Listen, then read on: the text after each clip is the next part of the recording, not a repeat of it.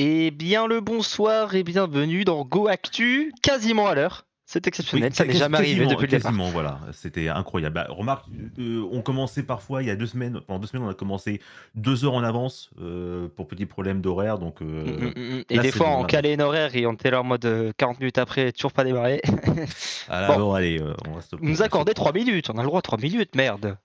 Voilà, c'est Bordel. bon, ouais, voilà, et c'est plutôt vous qui étiez trop en avance d'ailleurs. C'est pas ça. C'est pas nous qui étions en retard, c'est vous qui étiez trop en avance. Euh, Donc alors, excusez-vous. Nous, tout est prêt de notre côté. Tout est prêt Alors, pour nous, voilà, qu'est-ce qu'il y a hein, au on peut y sommaire? aller, Mais hein. oui, mais d'ailleurs, comment ça va Benji comment Oui, il va? Benji, quand même bonjour le chat au moins, bonjour le Mais oui, chat, comment bonjour le ça va? chat. Et salut le chat. Non, il n'y a Voilà. pas ce soir, désolé. Pardon. La semaine On va prochaine, faire vous un inquiétez gros, pas, ça revient. Ce soir, après Go Actu, il n'y a que ça aujourd'hui. On va raid Tyran pour le tournoi Valorant qu'elle organise. Et il me semble qu'il y a Lagov qui participe, Niet qui participe, Eria qui participe. Donc voilà, c'est pour ça qu'on a décidé de les raid. il y a un Puisque gros tournoi. un tournoi où il y a pas mal de gens de chez GoStream qui y sont. Voilà, c'est Donc important voilà, donc de quand il y a des soutenir. événements, on va dire en externe à GoStream, je sais pas comment le dire. Bref, bon, sur les chaînes des Ouais, autres, des mais événements voilà, avec extérieurs, ouais, ouais. des gens de GoStream qui organisent des gros events, bien évidemment, on va envoyer tout le monde là-bas. Donc voilà. Évidemment. Alors, qu'as-tu de ton côté au sommaire, sans en dire trop? Déjà, alors qu'est-ce qu'on a? On a du cinéma, on a du jeu, on a des bêtas, on a des manifestations aussi, hein. On a des bêtas, on a des infos sur les Sims. Nous avons du Unreal Editor, on a aussi des menaces de mort, on a beaucoup de trucs du coup, on a beaucoup de trucs très, très variés, très, très variés. Voilà ce qui nous attend. Et moi de mon côté, je te répète, comme la semaine dernière, je parle de quoi moi? Vas-y, étonne-moi. MotoGP, non je déconne, Formule 1. J'aurais Non! pu faire le MotoGP, mais je me suis Non, dit on le fera peut-être la semaine prochaine, puisque non. la semaine prochaine, il y a un Grand Prix de Formule 1, mais quand on fera Go Actu, il sera pas passé. Donc autant que je fasse le récap de la Bon, ouais. MotoGP la semaine prochaine. Voilà, De mais la je vous ai Formule fait 1, mais le. enfin. Ah, je vous ai préparé une petite actu Formule 1 aux petits oignons, écrite 100% pour moi-même, ça va être sympathique. C'est mon Franchement, résumé du Grand Prix, mais vu par moi, et tout est écrit par moi. Voilà, donc je deviens journaliste à partir de ce soir. Merci. Merci personne à ne vous. s'y attendait de la Formule 1. Oui, mais écoute, moi je fais ça, voilà. On a encore deux cette fois, t'inquiète, ça Ouais, viendra. Je t'avais dit la semaine ce dernière serait qu'il allait y bien. avoir quelqu'un, mais t'inquiète, ça arrive. Il va y avoir quelqu'un, t'es qu'à tes frères, ça va venir, t'es qu'à tes, voilà. Du coup, bah, là, Folso est Bon, parti pour prendre la parole pendant un bon moment. Et puis voilà, mais de toute bah, façon, je te laisse commencer, puisque tu nous as un petit peu expliqué ton sommaire, donc je vais c'est à quand toi même maintenant. essayer d'interagir un peu avec vous. Bonjour, du coup, bonjour, rebonjour, du coup, le chat. Nous sommes actuellement sur les news du 25 mars 2023. Pensez par ailleurs à changer vos montres car dès ce soir, en fait, nous aurons le changement d'heure. On avancera d'une heure. Voilà, petite info. Allez, on va commencer ces news par une bien triste nouvelle, malheureusement. Eh bien, on va commencer par un décès. Et oui, le décès, malheureusement, de Marion Gamme. C'est que vous connaissez forcément, hein, vous la connaissez avec son rôle notamment de Huguette dans Scène de ménage. C'est le groupe M6 qui a relayé la nouvelle, morte à 84 ans. Grande comédienne qui a joué avec, Audiard et compagnie, hein, bien sûr. Elle a aussi fait des doublages comme, Mélanie Archer dans la série du même nom. Mais surtout, évidemment, on se rappellera d'elle comme ayant fait la voix de Loïs dans La mère de Malcolm, de la série du même Eh oui, nom. bien C'était évidemment. elle. Voilà, vous le savez évidemment tant bien que moi. Une grande dame qui nous part, hein, aussi un petit respect à toute sa famille évidemment. Ghost envoie, toutes ses condoléances à la famille, aussi pour son compère de toujours, Gérard Hernandez, qui faisait Raymond, avec elle, voilà, hein. Elle était atteinte de Alzheimer, mais pas de Alzheimer dans la tête, hein, c'était plutôt Alzheimer, bah, dans le corps en fait. Elle commençait à avoir du mal à faire des mouvements et à se rappeler un peu de son texte. C'est triste, mais voilà, hein, que voulez-vous? Ainsi va la vie. On envoie de l'amour. Repose en paix. Voilà, pressez F dans le chat pour payer le respect évidemment qui en convient à cette grande dame. On va enchaîner du coup avec, les enfers. On va enchaîner avec les enfers. Diablo 4 qui a été un enfer pour les joueurs de la bêta. À savoir actuellement, voilà, on note que l'article ça repose sur la bêta de ceux qui ont, l'accès anticipé. En fait là, actuellement, il y a une bêta ouverte pour tout le monde.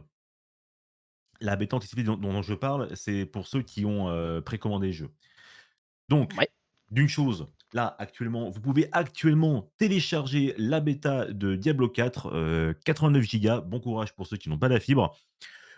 Pour l'avoir essayé, voilà, il y a des problèmes de serveur, il y a des rollbacks, mais bon, bref. Bref, la bêta de Diablo 4 est en ligne jusqu'à ce dimanche 26 mars, mais il n'est pas dit que vous puissiez y avoir accès, sauf si ce n'est attendre très longtemps. Bon, mais si vous avez précommandé Diablo 4, eh bien vous avez reçu automatiquement une invitation pour l'accès anticipé de la bêta ouverte. Ce n'est pas franchi le pas en revanche, il faudra attendre du 24 au 26 mars, c'est-à-dire en ce moment. N'hésitez pas, commencez. C'est donc une version d'essai au contenu assez riche puisqu'on peut monter jusqu'au niveau 25.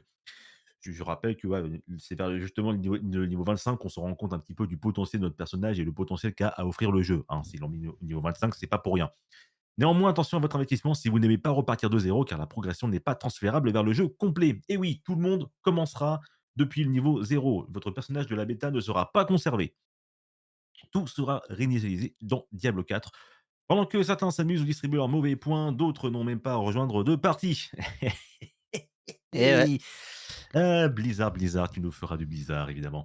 La faute à une file d'attente interminable pour les plus malchanceux. Le journaliste James Schreier a par exemple été convié à patienter 95 minutes. Je rappelle que c'est une précommande, hein. Donc, en gros, là, à l'heure où a été fait cet article, c'était pour les gens qui, je rappelle, ont précommandé le jeu. Donc, c'était uniquement pour les jeux qui ont précommandé à ce moment-là. C'est-à-dire que les mecs, ils savaient combien de gens allaient venir essayer le jeu et leur serveur n'a pas été foutu de tenir. Donc encore une bêta ouverte, j'aurais accepté parce que, tu sais pas combien de personnes peuvent venir, mais là, tu as juste à te focaliser sur le nombre de personnes qui ont précommandé. Voilà, tu vois, telle personne ont précommandé, tu dis: «Bon, on va fournir des serveurs pour telle personne». Là, il y a aucune excuse que autant de gens aient dû attendre aussi longtemps. Surtout que Ouais. c'est Jason Schreier. Jason Schreier, c'est une figure emblématique, des informations dans le jeu vidéo. Quand le mec, il parle, en général, on l'écoute. Igor Bonifakic, Bofiak, je vais dire, rédacteur chez Engadget, est resté planté devant son écran 2 heures, a été accepté, puis été déconnecté 15 minutes plus tard. Ah! Ah, non seulement c'est pas beaucoup de serveurs, mais en plus les serveurs, c'est des patates. Et bien évidemment, des correctifs vont arriver, hein, devant les difficultés rencontrées par les joueurs sur la bêta de Diablo 4. Le community manager a pris la parole. Les développeurs travaillent à identifier la source de cette file d'attente de l'enfer et va limiter l'influence du titre.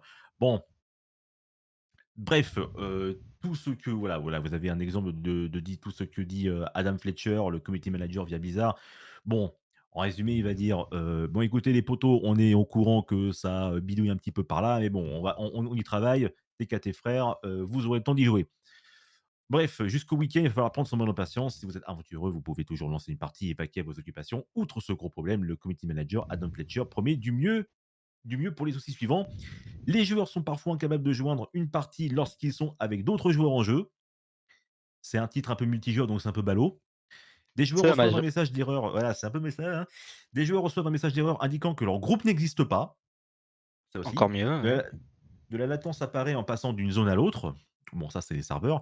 Et un usage trop élevé de la RAM et du GPU sur certains PC. Ça, c'est un peu moins bien. Et d'ailleurs, il y a eu une info qui m'est parvenue cet après-midi. C'est que certains qui ont une 3080 Ti verraient leur carte graphique se transformer en brique. C'est-à-dire que leur carte graphique se surchauffe tellement à cause du jeu qu'ils ne peuvent plus jouer à rien, en fait. Leur carte graphique est morte. C'est aussi un petit peu ballot, hein. C'est dommage. Voilà, donc si jamais vous voulez essayer, que vous avez une 3080, faites attention à surveillez la température de votre carte graphique, Non, hein, jouez voilà, pas, attendez. C'est mieux. voilà, attendez, même mieux, si vous voulez vraiment prendre aucun risque. Et afin de ne pas incriminer la plateforme, voici la configuration PC pour faire tourner Diablo 4 avec une bonne nouvelle. Voilà, bon, écoute, là juste après, c'est, bon, le jeu prendra en charge le DLSS avec la série 40 évidemment, hein, pour ceux qui ont les grosses bourses. On rappelle que la configuration du PC minimum, attention, la configuration minimum, c'est une Nvidia GeForce GTX 660 ou une AMD R9 280 avec un Intel Core i7 i5, 8 Go de RAM. Bon, ça va, franchement, ils ont bien optimisé leur jeu, hein, ça va encore. Et pour un système recommandé, bah, c'est une GTX 970 et une AMD RX 370 avec un Intel Core i5 ou un AMD R3 avec 16 Go de RAM. Bon, ça va. Ça Ça va. va. En vrai, les configurations sont plutôt bien. Excusez-moi, j'ai le nez qui me gratte, je n'ai rien consommé, hein. J'ai juste que j'ai Attention, ma hein. narine qui me dérange depuis tout à l'heure. Excusez-moi. Oui, oui, je n'ai consommé absolument rien à part de la farine, évidemment. Bon, bref, mais juste à part ça, juste à part les serveurs, hein, qui ont un petit problème, je tiens à rappeler que dans l'ensemble, le jeu est plutôt bon, il y a pas trop de problèmes. Bon, il y a des problèmes de lag, de freeze, bon ça, il faut se rappeler que c'est une bêta. Je ne défends pas Blizzard, évidemment, hein, là franchement pour le coup des serveurs, ils auraient quand même pu faire quelque chose. Mais bon, pour les autres retours négatifs, bon, c'est juste une question de réajustement. Une bêta, c'est là pour ça. Et d'ailleurs, si vous avez essayé, bien sûr, le jeu, n'hésitez pas à communiquer sur les forums des développeurs afin de faire parvenir de vos retours pour que le jeu soit bien optimisé et bien corrigé le jour de sa sortie. Allez, on va enchaîner quand le vote de la motion de censure devient top 1 dans le monde sur la plateforme. Mais qu'est-ce que c'est que ce bordel? Eh bien, je vais vous expliquer, mesdames et messieurs. Sachez que notre réforme, on est en train de refaire un 14 juillet, vu que le monde entier parle de nous Oui. sur Twitch. Mmh. C'est hier qu'il y avait, hier, attention, quand je dis hier, c'était il y a 4 jours. Lundi. Voilà, Lundi. c'était lundi. C'est J'ai hier corrigé qu'avait lieu l'article. le vote. Merci. Merci beaucoup, Lokis. Le vote de la motion de censure à l'Assemblée nationale. À cette occasion, un streamer spécialisé dans ce type de diffusion a décidé de retransmettre cet événement au centre des débats. Sur Twitch, il a explosé les compteurs de viewers. Tu vois, j'ai pas En effet, corrigé parmi partout. eux, c'est pas grave, c'est pas grave. Eh, c'est la faute du site, hein, c'est la faute du site. C'est bon, on va Oh, quand ils même sont qu'à pas mettre à jour tous les faire un jours, hein, procès. merde, hein. Voilà, ils ont qu'à le faire à leur place. Parmi eux, Jean Massier qui a retransmis en direct sur Twitch le flux de l'Assemblée nationale et a explosé des records mondiaux sur la plateforme. Le stream de Jean Massier rassemble. En effet, en plus de diffusion gaming, le streamer rend plus accessible la politique en commentant divers débats en direct, confirmant son influence sur l'affaire Twitch francophone. Il a notamment participé aux events de 2022, pour ceux qui s'en rappellent. Hmm. Et donc, il a naturellement débuté le stream à 14h51 hier, c'est-à-dire lundi, afin de suivre les votes de motion de censure sur les réseaux. C'est le hashtag motion de censure transpartisane qui était entêté sur Twitch. La diffusion de Jean Massier s'est également placée au sommet. Car en effet, il a attiré en moyenne, Jean Massier, hein, je précise, le stream a en tiré en moyenne 41 810 viewers pendant son live. Il a streamé jusqu'à 19h45 et il a signé un pic à 86 784 spectateurs. C'est juste énorme. Pélostat. Voilà, ça c'est des bons stats comme, on en rêve chez EgoStream. Mais aux alentours de 10h40. Voilà, à 10h40, il a atteint un pic de 86 784 spectateurs. Ne venez pas me dire que les jeunes, ils s'intéressent pas à la politique après ça, hein. Bref, en tout, ce sont pas moins de 500 000 spectateurs uniques. Un demi-million de personnes sont venues sur son stream, qui se sont connectées en live sur celui de Jean Massier à différents intervalles. Sur son compte Twitter, le streamer a tenu à remercier sa communauté, qualifiant ce nouveau record de dingue. On était top 1, les gars, pour une fois Top dans 1 un monde. top 1 mondial. Voilà, c'est mieux qu'un Battle Royale. Bref, voilà, vous pouvez voir le tweet de Jean Massier juste à côté, hein, cet après-midi en live sur ma chaîne, c'est-à-dire le 20 mars. Il y a 5 jours, j'ai décrypté en direct les motions de censure. À un moment, on était 49 300. Une heure plus tard, on était 2 fois plus nombreux. Top 1 Twitch monde, toutes catégories confondues. 1 million de spectateurs uniques. Dingue, merci. Voilà. Gros bravo à Jean Massier. Évidemment, dans les commentaires, les utilisateurs sont reconnaissants d'avoir un créateur spécialisé dans ce type de contenu qui prouve encore une fois que les jeunes générations s'intéressent à la politique française. Pour l'instant, Jean est encore sous le choc, mais promet d'être au rendez-vous pour suivre ce type d'actualité de très près. Et franchement, il a eu la bonne idée au bon moment. Bravo également, surtout à Jean Massier qui, bien sûr, nous régale de faire suivre la politique sur Twitch. Parce que Twitch, il faut se rappeler, ce n'est pas que du jeu vidéo et des tchouches, hein, c'est aussi de la politique, de la cuisine, de la musique, des débats, évidemment, hein, il faut se dire. Allez explorer un petit peu, évidemment, n'hésitez pas à faire un tour sur Twitch On rappelle pour que depuis découvrir. le confinement, ça a beaucoup évolué et que, essentiellement pendant le confinement, les politiques venaient là. Et pendant la campagne présidentielle aussi, puisque Oui, leur temps de parole n'est pas compté sur Twitch. Ils peuvent parler autant qu'ils veulent. ouais, Voilà. ouais, autant Belle qu'ils strat, veulent, mais hein. pour la niche de personnes qui veulent. Ah, ils se rendent compte rapidement de la politique, hein, là, ils se rendent rapidement compte du potentiel que peut avoir Twitch. Et surtout, bien sûr, n'hésitez pas à quand même rester chez CoStream, évidemment, on vous aime, hein, on vous aime. Non, non. Restez chez nous. Bien évidemment, bien évidemment. Mais bon, on se rappelle évidemment de BFM TV qui a essayé, hein, de faire des lives sur Twitch. Bon, là, il y avait absolument aucun modérateur. L'animatrice s'est fait littéralement descendre par Oui, par les voilà, gens. il y a BFM TV qui a fait ça, TF1 l'a essayé aussi, il y avait des TF1, pré-access koh. Je sais pas si c'est toujours ouais, le cas, mais je crois que c'est plus le cas cette saison. c'est plus le cas, non. Il y a France TV qui s'en est bien sorti en l'occurrence, par contre. Bon, M6, grâce à, ouais, À France. Samuel Etienne surtout. Ah oui, bah, en fait, Samuel Etienne fait tout de son côté, en fait. Mais quand ils ont vu Samuel Etienne, on dit: «Eh, c'est pas mal ça, dis donc, hein?» Oui. Bon, Du coup, Samuel faut être Etienne signe, hein. anime des trucs sur France TV. Oui, d'ailleurs, n'hésitez pas à aller venir sur, la matinée Étienne si vous êtes, du genre à vous lever tôt, ce qui n'est pas notre cas. Mmh. Mais en septembre, n'hésitez pas à venir pour Gaming et Croissant. Oh là, j'ai spoilé, pardon, Oh là! Oh excusez-moi. là! Oh le Oh là, spoiler! oh là, oh Oh là là, là oh là, là! oh là, oh là. Oh là là là! Oh les spoilers! Oh là Bon, de toute façon, là! il n'y a personne sur le chat, allez, on y va. Allez hop, c'est parti. Croissant, s'il vous plaît, croissant! Allez, on va enchaîner avec, on va petite pensée pour Mrs. Starbuck, hein, qui, j'ai vu depuis quelque temps, on streamait The Witcher et malheureusement le prochain jeu The Witcher subit un sacré coup dur. Très attendu par tous les fans de la licence de CD Projekt Red, ce projet annoncé comme un spin-off. Après un gros coup dur, c'est, hier, il y a 5 jours, que l'entreprise Oui, annonçait la triste nouvelle, restant très mystérieuse sur l'avenir de cette, production. Car en effet, oui, CD Projekt ont annoncé pas mal de projets sur, l'univers de The Witcher, dont un, The Witcher Project Sirius, qui reste très mystérieux. En attendant, ils bossent, quand même sur le quatrième opus et ils font beaucoup de boulot, hein, quand même. Développé par The Molas Flood, l'un des studios de CD Projekt, le jeu serait une expérience multijoueur dans laquelle les joueurs pourront profiter d'un système PvE, mais aussi de la coopération. Voilà, un univers, multijoueur dans l'univers de The Witcher, pourquoi pas. Tout cela, c'était avant que les équipes de l'entreprise annoncent une bien mauvaise nouvelle pour le projet. Est-ce que le projet Sirius tombe à l'eau? Malheureusement, CD Projekt Red s'adressait, il y a 5 jours à ses investisseurs, annonçant que le projet Sirius allait prendre une toute autre direction. La société polonaise a indiqué aux investisseurs qu'elle avait constitué une provision pour, dépréciation, c'est-à-dire une perte de valeur, liée aux dépenses encourues pour le développement du jeu. En gros, ça veut dire, ils dépensent de l'argent sans savoir quoi en foutre, ils savent pas vraiment où aller, donc on va un petit peu restructurer ça. Bref, des sommes colossales, bref, les dépenses engagées s'élevaient à 6,7 millions de dollars en 2022 et 2 millions de dollars au cours des 2 premiers mois de 2023. Ça commence à faire beaucoup là, non? Des sommes colossales qui risquent de grandement peser sur les résultats financiers de l'entreprise.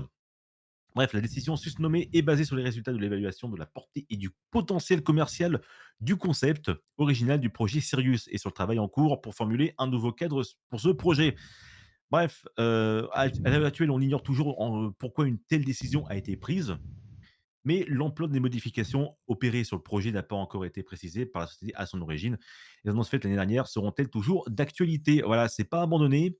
On Ils prévoient des changements, peut-être qu'ils vont, repartir de zéro.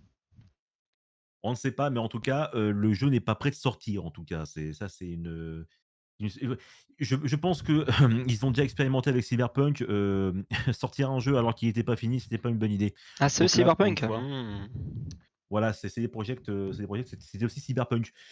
Bon, Hmm, je ils vont comprends mieux. éviter de refaire la même chose, voilà, je pense qu'ils comprennent tout à fait. Il vaut mieux, Mmh. ouais. Hmm. Il vaut mieux, évidemment. Il vaut mieux. On va enchaîner avec, un jeu qui m'a un petit peu étonné. Je pensais pas le revoir comme ça, ce bon vieux héros, mais voici Crash Bandicoot, dans un nouveau jeu qui s'appelle Crash Team Rumble, à la découverte du renouveau à la licence à travers un pari osé et multijoueur. Vous voyez, Crash Bandicoot dans un truc multijoueur, j'ai pas vu ça depuis des très nombreuses années, en fait. Les rares jeux multijoueurs de Crash ont rarement été des bonnes idées. Les plus anciens d'entre nous se rappellent de Crash Bash, un Mario Party, je sais pas comment le qualifier, moisi du cul, ainsi qu'un autre Mario Party, sur DS, hein, c'était un peu à chier. Et maintenant, la populaire licence Crash Bandicoot est de retour, mais peut-être sous la forme pas sous la forme attendue par les fans, excusez-moi. C'est un spin-off du coup de type arène de combat en multijoueur en 4v4, un MOBA peut-être, hein, qui oppose les héros et les méchants de l'univers de Crash tout en préservant le gameplay de type de jeu de plateforme. Voilà, Crash, c'est un jeu de plateforme et un jeu de course aussi. Après le succès de Crash Bandicoot 4, évidemment un très bon jeu d'ailleurs que je vous invite à essayer, Activision et studios Toys for Bob, des génies ces mecs, hein. Je rappelle que Toys for Bob ont effectué aussi les remakes de Crash Bandicoot et de Spyro. Bref, c'est des bons. C'est des bons, c'est un des rares trucs que Activision peut se vanter d'avoir, de qualité. Ce n'est pas la première fois que le populaire Crash Bandicoot a un spin-off. On pense notamment au très réussi Crash Team Racing Nitro Fueled, évidemment, ou à d'autres différents party games. Avec Crash Team Rumble, les développeurs cherchent cette fois à adapter le gameplay des Crash Bandicoot dans un jeu d'arène multijoueur en 4v4. On a une droit à une présentation du jeu d'une durée d'1 heure en compagnie des développeurs.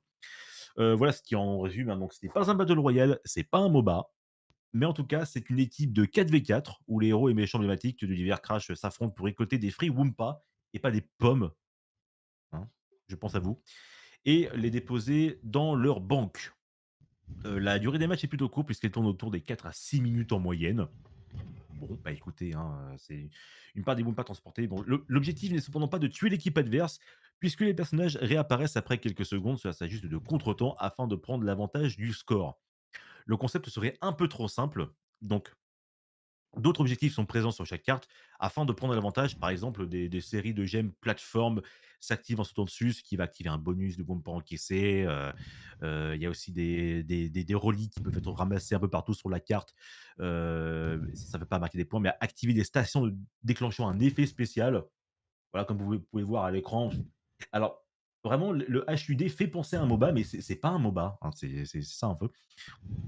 Il y a aussi des reliques qui peuvent complètement renverser la situation, comme déclencher une pluie de météores, voire un ovni qui va poursuivre les joueurs adverses en cherchant à les vaporiser à coups de laser.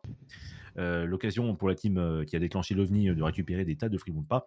Il n'y a pas de classe fixe dans chaque équipe, mais chaque personnage de l'univers Crash dispose de capacités qui le prédisposent plus ou moins à un rôle en particulier. 3 ont émergé pour le moment. D'après les développeurs, il y a déjà le scoreur qui se charge principalement de ramasser et d'encaisser les Wumpa grâce à sa mobilité. Je bois un coup. Le bloqueur, c'est un rôle agressif qui attaque l'équipe adverse et défend la sienne. Et pour finir, le booster qui va privilégier Relic pour activer les effets spéciaux. Rien ne les empêche de récolter des Wumpa ou d'attaquer l'équipe adverse en passant quel que soit son rôle, évidemment. En complément du personnage, un pouvoir est aussi librement choisi en début de match, comme un frigo faisant office de borne de soins pour l'équipe. Voilà, tu auras des avantages de zone, du moins si la team adverse ne le détruit pas. Évidemment, il a des sorts plus ou moins puissants et les plus puissants demanderont plus d'efforts avant de pouvoir être activés. Bref, on ne sait pas encore quel genre de jeu ça peut donner, mais en tout cas, de ce qu'on voit, le concept est assez intéressant, hein. Je vais vraiment je suis pas du genre à dire, pour une fois que les développeurs essaient de chercher, des innovations un petit peu en termes de gameplay et qui se font pas bêtement un MOBA, on peut dire que, la formule peut prendre, peut donner un truc intéressant. En revanche, il y a une mauvaise nouvelle que je peux dire sur ce jeu, que je vais citer juste après. Pour, ceux qui veulent, la bêta fermée, va se dérouler du 20 au 25 avril. Cette bêta comprend 5 héros, 4 pouvoirs et 3 cartes, ce qui devrait, vous permettre de vous occuper un petit moment. Ce qui est un peu dommage, c'est que cette bêta est réservée aux joueurs ayant précommandé le jeu. Ça, je trouve ça, pas terrible, hein. Sachant qu'en plus, Crash Bandicoot et ce concept, c'est un peu, risqué, donc ça aurait été mieux de, laisser un petit peu les joueurs découvrir ça par eux-mêmes, ayant précommandé ou non. Voilà, il n'y a pas de bêta ouverte de prévu pour le moment. Cela aurait été pourtant l'opportunité de convaincre davantage de joueurs de la validité du concept. Bonjour Vanel You, comment tu vas? Merci beaucoup de venir. Les précommandes sont d'ailleurs disponibles à partir de ce 21 mars. La date de sortie de Crash Team Rumble est prévue pour le 20 juin 2023 sur PS4, PS5, Xbox One et Xbox Series. Pas de Switch et pas de PC pour l'instant. Pour le moment, peut-être afin d'éviter que les autres plateformes ne soient impactées par l'afflux inévitable de tricheurs qui ne manquent malheureusement jamais de pourrir le multijoueur sur nos machines. Ouais, faut un peu leur dire que, les tricheurs, il y en a aussi sur console. Je dis ça, je dis rien, hein, il y a pas certes, Oui, mais ils oublient souvent, voilà. il y a beaucoup de tricheurs sur PC, mais moi j la version, j'ai envie de dire, c'est plus on est incapable de maintenir vraiment la triche, donc on va limiter les dégâts et à enlever le PC, hein. Moi, je dis juste ça, hein. Comment tu vas, Vanel? Voilà. Je rappelle aussi que ça peut surprendre, mais Crash Team Rumble, c'est pas un free to play. La version standard est vendue à 30 €. Ça va, ça va, ça va. C'est pas du 60 balles, hein. 30 €, ça va. Et la version de luxe est vendue à 40 € et elle comprend en plus le pass de combat premium de la deuxième saison. Ah, il y a des passes de combat. Le déblocage Mmh. automatique des 25 premiers niveaux du pass de la première saison, le proto pack. Bon, le jeu va coûter 30 balles, mais vous pourrez, acheter, du coup, un pass de combat avec. Bon, moi, ça me débecte. Là, par contre, je suis pas d'accord. Je suis pas d'accord parce que, soit tu mets un jeu gratuit et tu mets un pass de combat, soit tu vends le jeu plein pot 30 balles ou 40 ou 50 comme tu veux, mais le pass de combat, tu le laisses gratuit pour les autres, hein, parce que je suis pas d'accord avec ça. Ouais. Dites un peu ce que vous en pensez dans le chat évidemment de ce genre de truc. Ah, pour moi, Mais en tout cas je moi, suis comme toi, hein. Moi, pour moi, ça mmh, aurait dû être free to play avec mmh, pass de combat payant, comme tous les Battle Royale. évidemment. Là, ils auraient pu. L'autre Bah, version où c'est payant et passe de combat gratuit, ça serait passé. En tout cas, moi, je pense que ça serait passé. mmh Mais je trouve pas ça enfin, intéressant, quoi. Moi franchement, je suis d'accord et puis, Je suis très je bas veux comparé dire, à toi. c'est en plus le truc c'est que, tu es tombé dans le piège, Lokiz. Tu es tombé dans le piège, je te dis que c'est un battle royale. C'est pas un battle royale d'après les devs. C'est pas un battle royale, c'est pas un Ah, MOBA. pardon, excusez-moi, C'est monsieur. du non mais je suis tout à fait d'accord que, je Les suis un Battle petit peu tombé dans le Pass piège aussi, pour un truc mais comme ça? voilà. Bon. Bah, écoute, on verra bien comment ça se tourne, si jamais ça marche pas, il faudra pas attendre, longtemps avant que les mecs ils le passent en free to play, je pense. Ils vont revoir Mmh. leur politique. Mais bon, on verra bien. Ah! Alors, dans la famille, récapitulative de GoActu, je demande, Activision Blizzard. On va y revenir, hein, comme chaque semaine, hein, nouveau tournant. Et cette fois, c'est un gros coup de théâtre qui arrive puisque Activision Blizzard, la CMA, change d'avis sur Call of Duty et pourrait se ranger du côté de Microsoft. La CMA, je rappelle que c'est la commission anglaise. Et là, Mmh.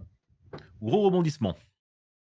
Est-ce qu'on en viendrait enfin au bout du tunnel entre le rachat de Microsoft Activision Blizzard et de Sony? Jusqu'ici, même si la FTC, c'est-à-dire le régulateur américain, s'est déjà opposé au deal et si l'Union européenne n'a pas encore rendu son verdict, et en tout cas, elle, la CMA, a enfin rendu son verdict, heu et ses propres conclusions de son enquête laissant penser qu'un blocage était probable de son côté.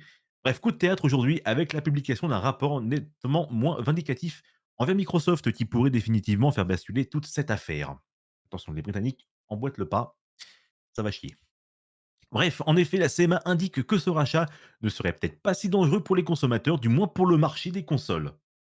Il y a du progrès. Donc ça veut dire que pour la CMA, le rachat de Microsoft, il y a pas de problème. Ils voient potentiellement aucun danger de gros monopole et de danger pour les consommateurs. Au contraire, voilà, ils ont enfin compris que Microsoft, eux, ce qu'ils veulent, c'est donner du choix aux consommateurs. Et ça, c'est bien ça. Ça, c'est bien. Et le choix, on aime. La CEMA a reçu une quantité importante de nouveaux éléments et de preuves en réponse à ses conclusions provisoires initiales, après avoir soigneusement examiné ces nouveaux éléments ainsi que le large éventail d'informations recueillies avant la publication de ces conclusions provisoires. Le conseil d'enquête de la CMA a mis à jour ces derniers et est parvenu à la conclusion provisoire que dans l'ensemble, le rachat n'entraînera pas une diminution substantielle de la concurrence dans le domaine des consoles au Royaume-Uni. Attention, hein, on précise que c'est au Royaume-Uni.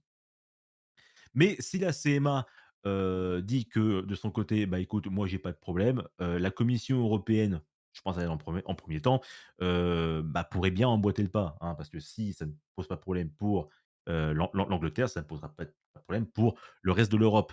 Et en ce qui concerne la FTC, c'est-à-dire le marché américain, bon, Microsoft, c'est une boîte américaine, Sony, une boîte japonaise. Bon, je pense que par, pur, après ce que je peux dire, ça peut être une connerie, hein, mais l'Amérique va pouvoir, défendre son parti et puis en plus, les mecs, ils s'y connaissent pas vraiment en, jeux vidéo, mais là, ils se sont rendus compte que du côté de chez Sony, hem, au Japon, Sony, ils pètent des culs, hein. Ils sont monopole là-bas.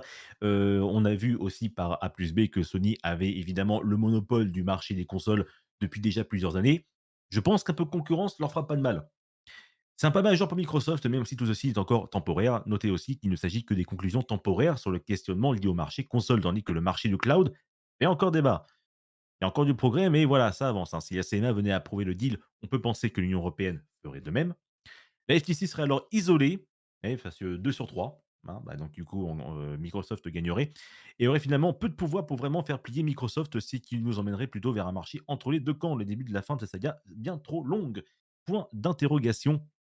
Effectivement, si 2 commissions sur 3 acceptent, Microsoft, ils vont faire: «Bon, bah, c'est bon, vas-y, on rachète», hein, parce que franchement, les commissions peuvent toujours traîner en justice Microsoft pour ne pas avoir attendu, mais ça leur coûterait bien trop de pognon évidemment, ils n'ont pas vraiment le temps pour ça.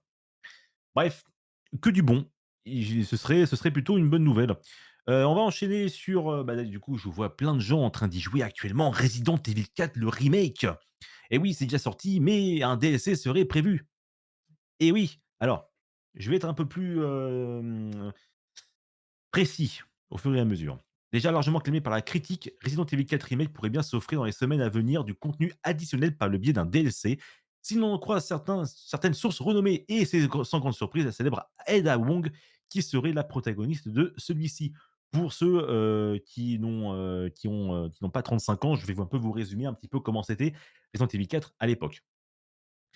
Bref, très largement acclamé comme étant l'un des meilleurs opus de la franchise Resident Evil. C'est vrai que, on est beaucoup à se dire que le quatrième était le meilleur. C'est pour ça qu'il est actuellement, bien sûr, streamé par, Mistizou, par La Gaufre, par Eria, je crois que j'ai vu, ou Starbucks. Est-ce que j'oublie quelqu'un d'autre en l'utilise? Mmh, Là, j'ai aucun nom qui me vient en tête de voilà, plus.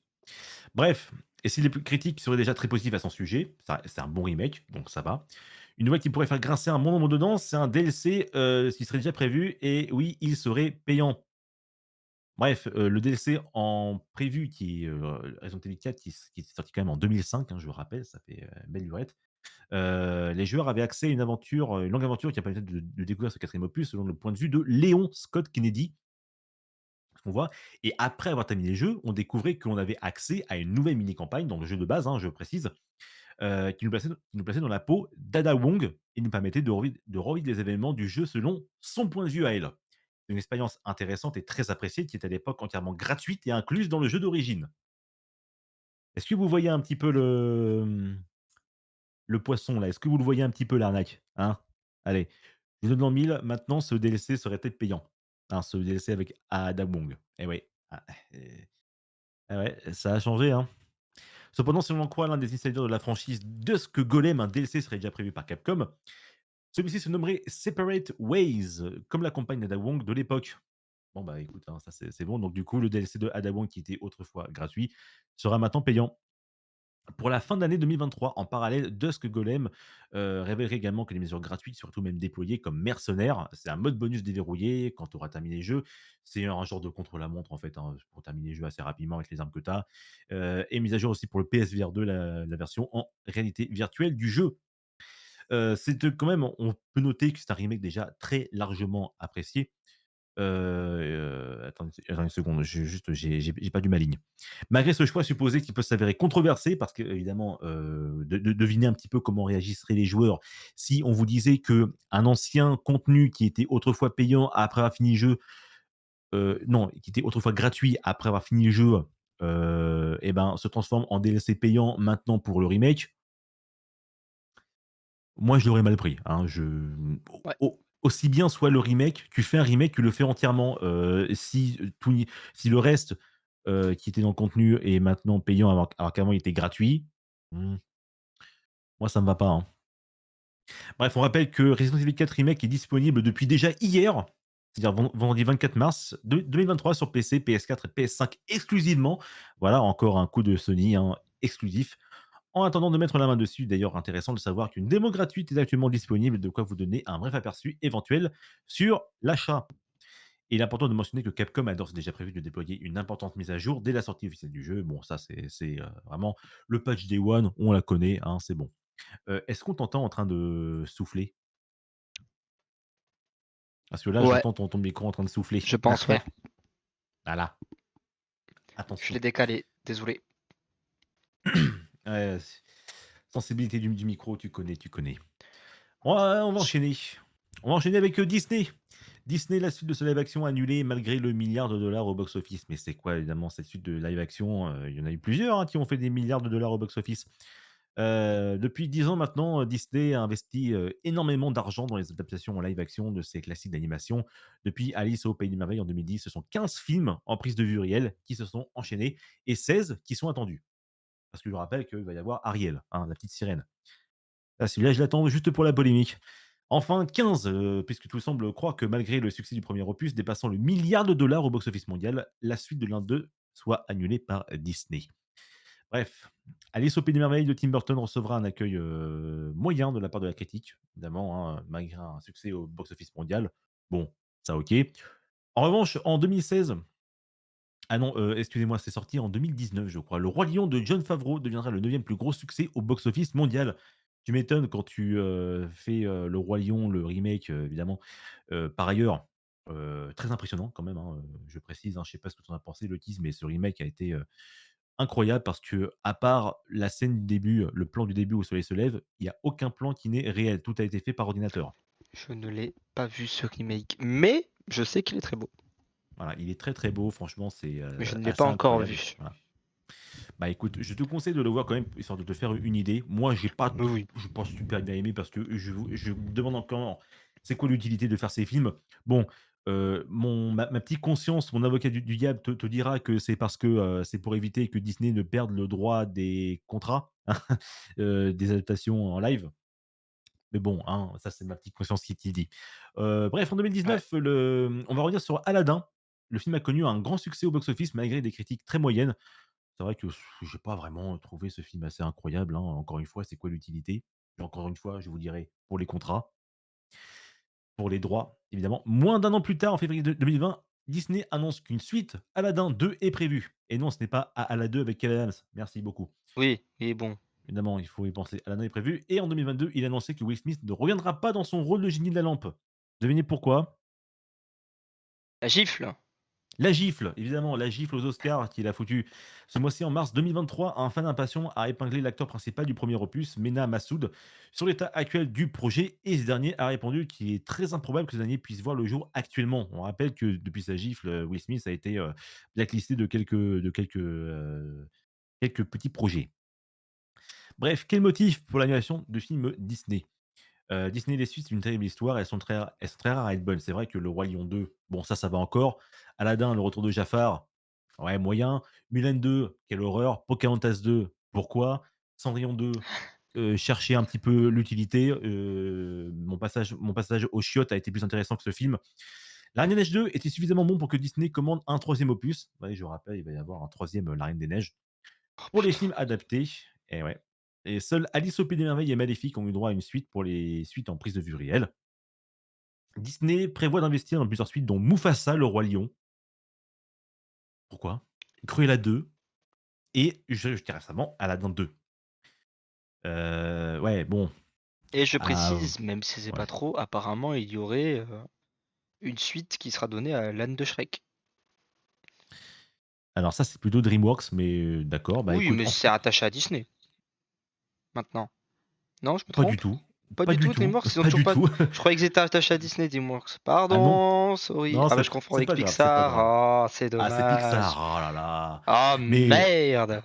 il va falloir refaire un petit peu ta culture cinématographique là, Ouais, un peu. mais Ouais. d'ailleurs, je précise que, DreamWorks en ce moment, ils ont le vent en poupe avec, déjà Le Chapeauté 2 et bientôt un nouveau film, sur un kraken et tout, où ils ont complètement inversé, la petite sirène. En gros, c'est maintenant la sirène qui est la méchante, et en plus, non seulement elle est elle a la peau blanche, elle est rousse, elle a un pantalon, vert écaille, c'est carrément Ariel. C'est carrément Ariel. Elle a les yeux bleus aussi, c'est exactement comme Ariel, elle en fait une méchante, et les fans l'adorent, déjà. Le Bon, trailer est à peine arrivé, voilà, c'est bon. Bref, revenons évidemment reprenons. à l'annulation de Aladdin 2 qui serait annulée par Disney. Ce serait déjà à cause de la polémique de la gifle de Will Smith aux Oscars de 2022 qui aurait freiné l'entreprise américaine. L'acteur est d'ailleurs seul superstar du casting parce qu'on va pas se mentir, j'ai déjà oublié, Aladdin et Jasmine, qui a été remercié, laissant un grand vide derrière lui, même si des rumeurs parlant déjà d'un remplaçant à la hauteur de la célébrité de Will Smith. Disney aurait décidé de simplement annuler le projet. Ah, c'est Will Smith ou c'est pas Will Smith, hein, tu t'es enga ils se sont engagés à le garder comme superstar, il va jusqu'au bout, hein, sinon je me demande comment ils vont faire pour son changement, et le coup «Ta gueule, c'est magique», non, j'y crois pas par contre, hein, ça va pas marcher. Ouais. Bref, on n'est pas prêt de voir une suite à Aladdin 2 et je pense que je vais remercier Will Smith d'avoir foutu une gifle, d'avoir été blacklisté parce que, je pense que personne ne veut cette suite. Allez, on va enchaîner. Du coup, en parlant de polémique, on va enchaîner sur, celui de créateur de Rick et Morty avec, un nouveau rebondissement dans la polémique entourant Justin Roiland, le co-créateur de la série évidemment Rick et Morty. En début d'année 2023, les fans de Rick et Morty apprenaient que la chaîne Adult Swim avait décidé de mettre un terme à sa collaboration avec Justin Roiland, l'un des créateurs de la série, après que ce dernier ait fait, l'objet de plusieurs sérieuses accusations. Accusations de, violence conjugale, hein, Pas cool. Et alors que l'avenir de l'américain semblait plutôt incertain, une récente nouvelle vient tout juste de changer la donne. Qu'est-ce donc? Pour rappel, Justin Roiland avait récemment défrayé la chronique après des accusations de violence domestique, des faits qui seraient survenus en 2020. Tandis que le procès était fixé pour avril prochain, les fans avaient appris que Roland ne faisait désormais plus partie de l'équipe de Rick et Morty, la série animée qu'il avait créée, avec Dan Harmon évidemment. Ce qui est un petit peu con parce que Justin Roiland faisait la voix de Rick et de Morty. Attention, alors moi franchement pour le côté doublage français, bah, on s'en fout vu que, bah, nous c'est toujours les mêmes personnages. Par contre pour le côté américain, ça va être un petit peu plus, délicat. Toutefois, la tourmente dans laquelle se trouvait, Roland vient de prendre un tournant majeur après que les charges qui étaient à son encontre ont été abandonnées. En effet, comme le rapporte la BBC, une représentante du bureau du procureur du comté d'Orange a déclaré que le manque de preuves et l'apparition d'informations supplémentaires révélées au cours de l'enquête, on ne sait pas quelles sont ces informations, ont entraîné l'abandon des charges qui pesaient sur Roland. Ted Edward Wellborn, bref, l'avocat de l'accusé, a déclaré qu'il félicite le bureau du procureur. Bon, ça, c'est, évidemment que l'avocat qui voit son client se faire libérer, bah, évidemment, il va remercier, hein. Il va remercier, mais Roland s'est également exprimé sur Twitter, «Justice, merci à tous», évidemment. Je ne vais pas résumer, toute sa déclaration sur Twitter, mais en tout cas, il est rassuré que, toutes ces affirmations qui étaient fausses, d'après lui, évidemment, il va pas dire que: «Ouais, c'est moi». Il n'a pas dit que ce jour reviendrait. Bref, les horribles mensonges qui ont été apportés ont été dissipés. La procédure, de se faire cancel évidemment parce que on précise qu'il a quand même sorti un jeu et il a été évidemment évincé de sa boîte, naturellement. Cependant maintenant que la procédure judiciaire est terminée, il est déterminé à aller de l'avant et à se concentrer à la fois sur ses projets créatifs et sur le rétablissement de sa réputation. Ça va être compliqué. Ça va être un petit peu compliqué, je vais pas te mentir Justin, mais bon, je ne vais pas me prononcer sur ça ou pas parce que, comme pour ce qui est de toutes les autres, affaires, que ce soit Norman, et autres, on ne sait pas. On ne sait pas le fin mot de l'histoire et on ne le saura jamais, en fait. Bonne C'est ça. chance. Bonne chance quand même, bah, écoute, bonne chance j'imagine pour Justin, mais je vais pas m'exprimer plus que ça, hein, parce que voilà, on ne sait pas quels sont les tenants et aboutissants du pourquoi du comment. Bref, on enchaîne. Ah, les Sims, petite pensée à Mycelia du coup, encore une fois pour les Sims. Hein, ah, sacré Sims. Puisque, il va y avoir enfin un concurrent sur les Sims, presque plus de 20 ans après. Life by You, les Sims sont-ils menacés par ce nouveau concurrent? Au mois de septembre prochain, un sérieux concurrent à la franchise des Sims verra le jour. Life by You, une simulation de vie particulièrement évoluée, fait par Paradox. Paradox, je précise que Paradox, ce sont les créateurs de City Skyline, qui a été les gens qui ont, littéralement mis, SimCity, bah, au trou. Hein, parce que depuis, SimCity, depuis 2013, il n'y a plus de SimCity depuis très longtemps, alors que City Skyline, bah, du coup, il y en a en plus un deuxième qui va arriver et City Skyline, c'est un très, très bon jeu contrairement à SimCity. Je suis Life by You, d'accord. voilà, c'est la création d'un ancien patron des Sims 2 et 3, ainsi que de Second Life. Donc déjà, tu sens que le CV du mec, ça part bien, hein. Diffusé quelques semaines plus tôt, un premier teaser laissant déjà présager un Sims-like aux possibilités poussées, illustrant ses panoramas citadins, ses voitures, ses interactions entre personnages et son mode construction de maison. Le titre s'est finalement plus longuement dévoilé hier, laissant apercevoir une multitude de fonctionnalités. Merci, merci. Paradox Tectonic présente son jeu comme l'une des simulations de vie les plus modulables et libres. Une façon de dire, imaginez les Sims, mais en mieux. Bref, de vraies conversations sont promises. Entendons par là que personne ici ne parle le Simlish. Mieux encore, il est possible de contrôler n'importe qui à n'importe quel moment. Cela laisse imaginer qu'un simple clic sur un passant permet de switcher rapidement et de le manipuler. Des vraies conversations. Alors là, par contre, c'est là où l'aide, une intelligence artificielle pour faire le doublage, ce serait bien. Ce serait bien. Quand c'est quelques personnages comme Assassin's Creed, bon, c'est pas vraiment la peine. Admettons, peut-être pour aider un petit peu. Mais là, par contre, pour une simulation, entière où tu dois générer des centaines, voire même peut-être des milliers d'habitants, ouais, là, par contre, ce serait assez intéressant. Bah, mes trailers, pendant ce temps-là, je vais continuer mon article. Et enfin, la customisation des meubles semble davantage poussée, plus poussée que dans la franchise d'IA, offrant une vaste palette de couleurs pour chaque meuble. Plus largement, pour ce qui concerne le mode construction, il est possible d'importer des maisons toutes faites Sur des terrains vagues, Paradox cite ensuite à la volée une multitude de fonctionnalités à prévoir, comme le créateur de conversation, le créateur d'événements, d'objets, de boutiques, de modes, hein, les modes, ceux qu'on crée, de scripts, de gameplay, de recettes, de compétences, de traits, d'artisanat, d'objets à collectionner, de tenues, de foyers, d'histoires, de vie. Bref, salade tomate oignon. C'est peut-être le jeu le plus profond sur lequel j'ai travaillé. Ce sera donc du coup l'early access du jeu, parce que oui, ce sera un early access, c'est programmé pour le 12 septembre 2023. Les images que vous voyez ici, évidemment, je précise, hein, que ce n'est pas la version finale du jeu, hein. Si vous voyez, si c'est moche et que ça rame, vous en faites pas, c'est normal, hein. C'est juste que voilà, c'est encore en préparation, hein, normal. Je précise donc du coup, l'early access, je rappelle, aura lieu le 12 septembre 2023. Ça s'emballe, et sur Twitter d'ailleurs, ça a mis un petit peu, vraiment hype, puisque Sarah, sous le nom de Fake Gamer Girl, publie un thread vantant les avantages du jeu par rapport aux Sims dans un tweet qui a récolté plus de 5 000 likes. À l'heure où je vous parle maintenant, ça en est à 7 800.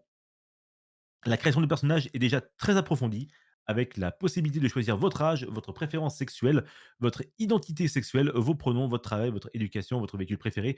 Je rappelle que pour ce qui est de IA, excusez-moi, mais ça fera pas de mal, que ça me je leur crache un peu dessus, parce que en ce qui concerne, la préférence sexuelle, OK, mais l'identité sexuelle, il a fallu attendre 2000, 2019, je crois, 2020, pour, que, les Sims intègrent ça en tant que mise à jour, hein, sur les Sims. Il a fallu presque attendre 10 ans, hein, pour que les Sims 4 mettent, identité sexuelle dans les Sims 4. Bref, on verra à quoi ressemble la relation, blablabla, blablabla. Nous reflétons la philosophie de Paradox, qui consiste à créer des jeux qui respectent l'intelligence du public et qui acceptent les modes. Putain, ça c'est beau ça!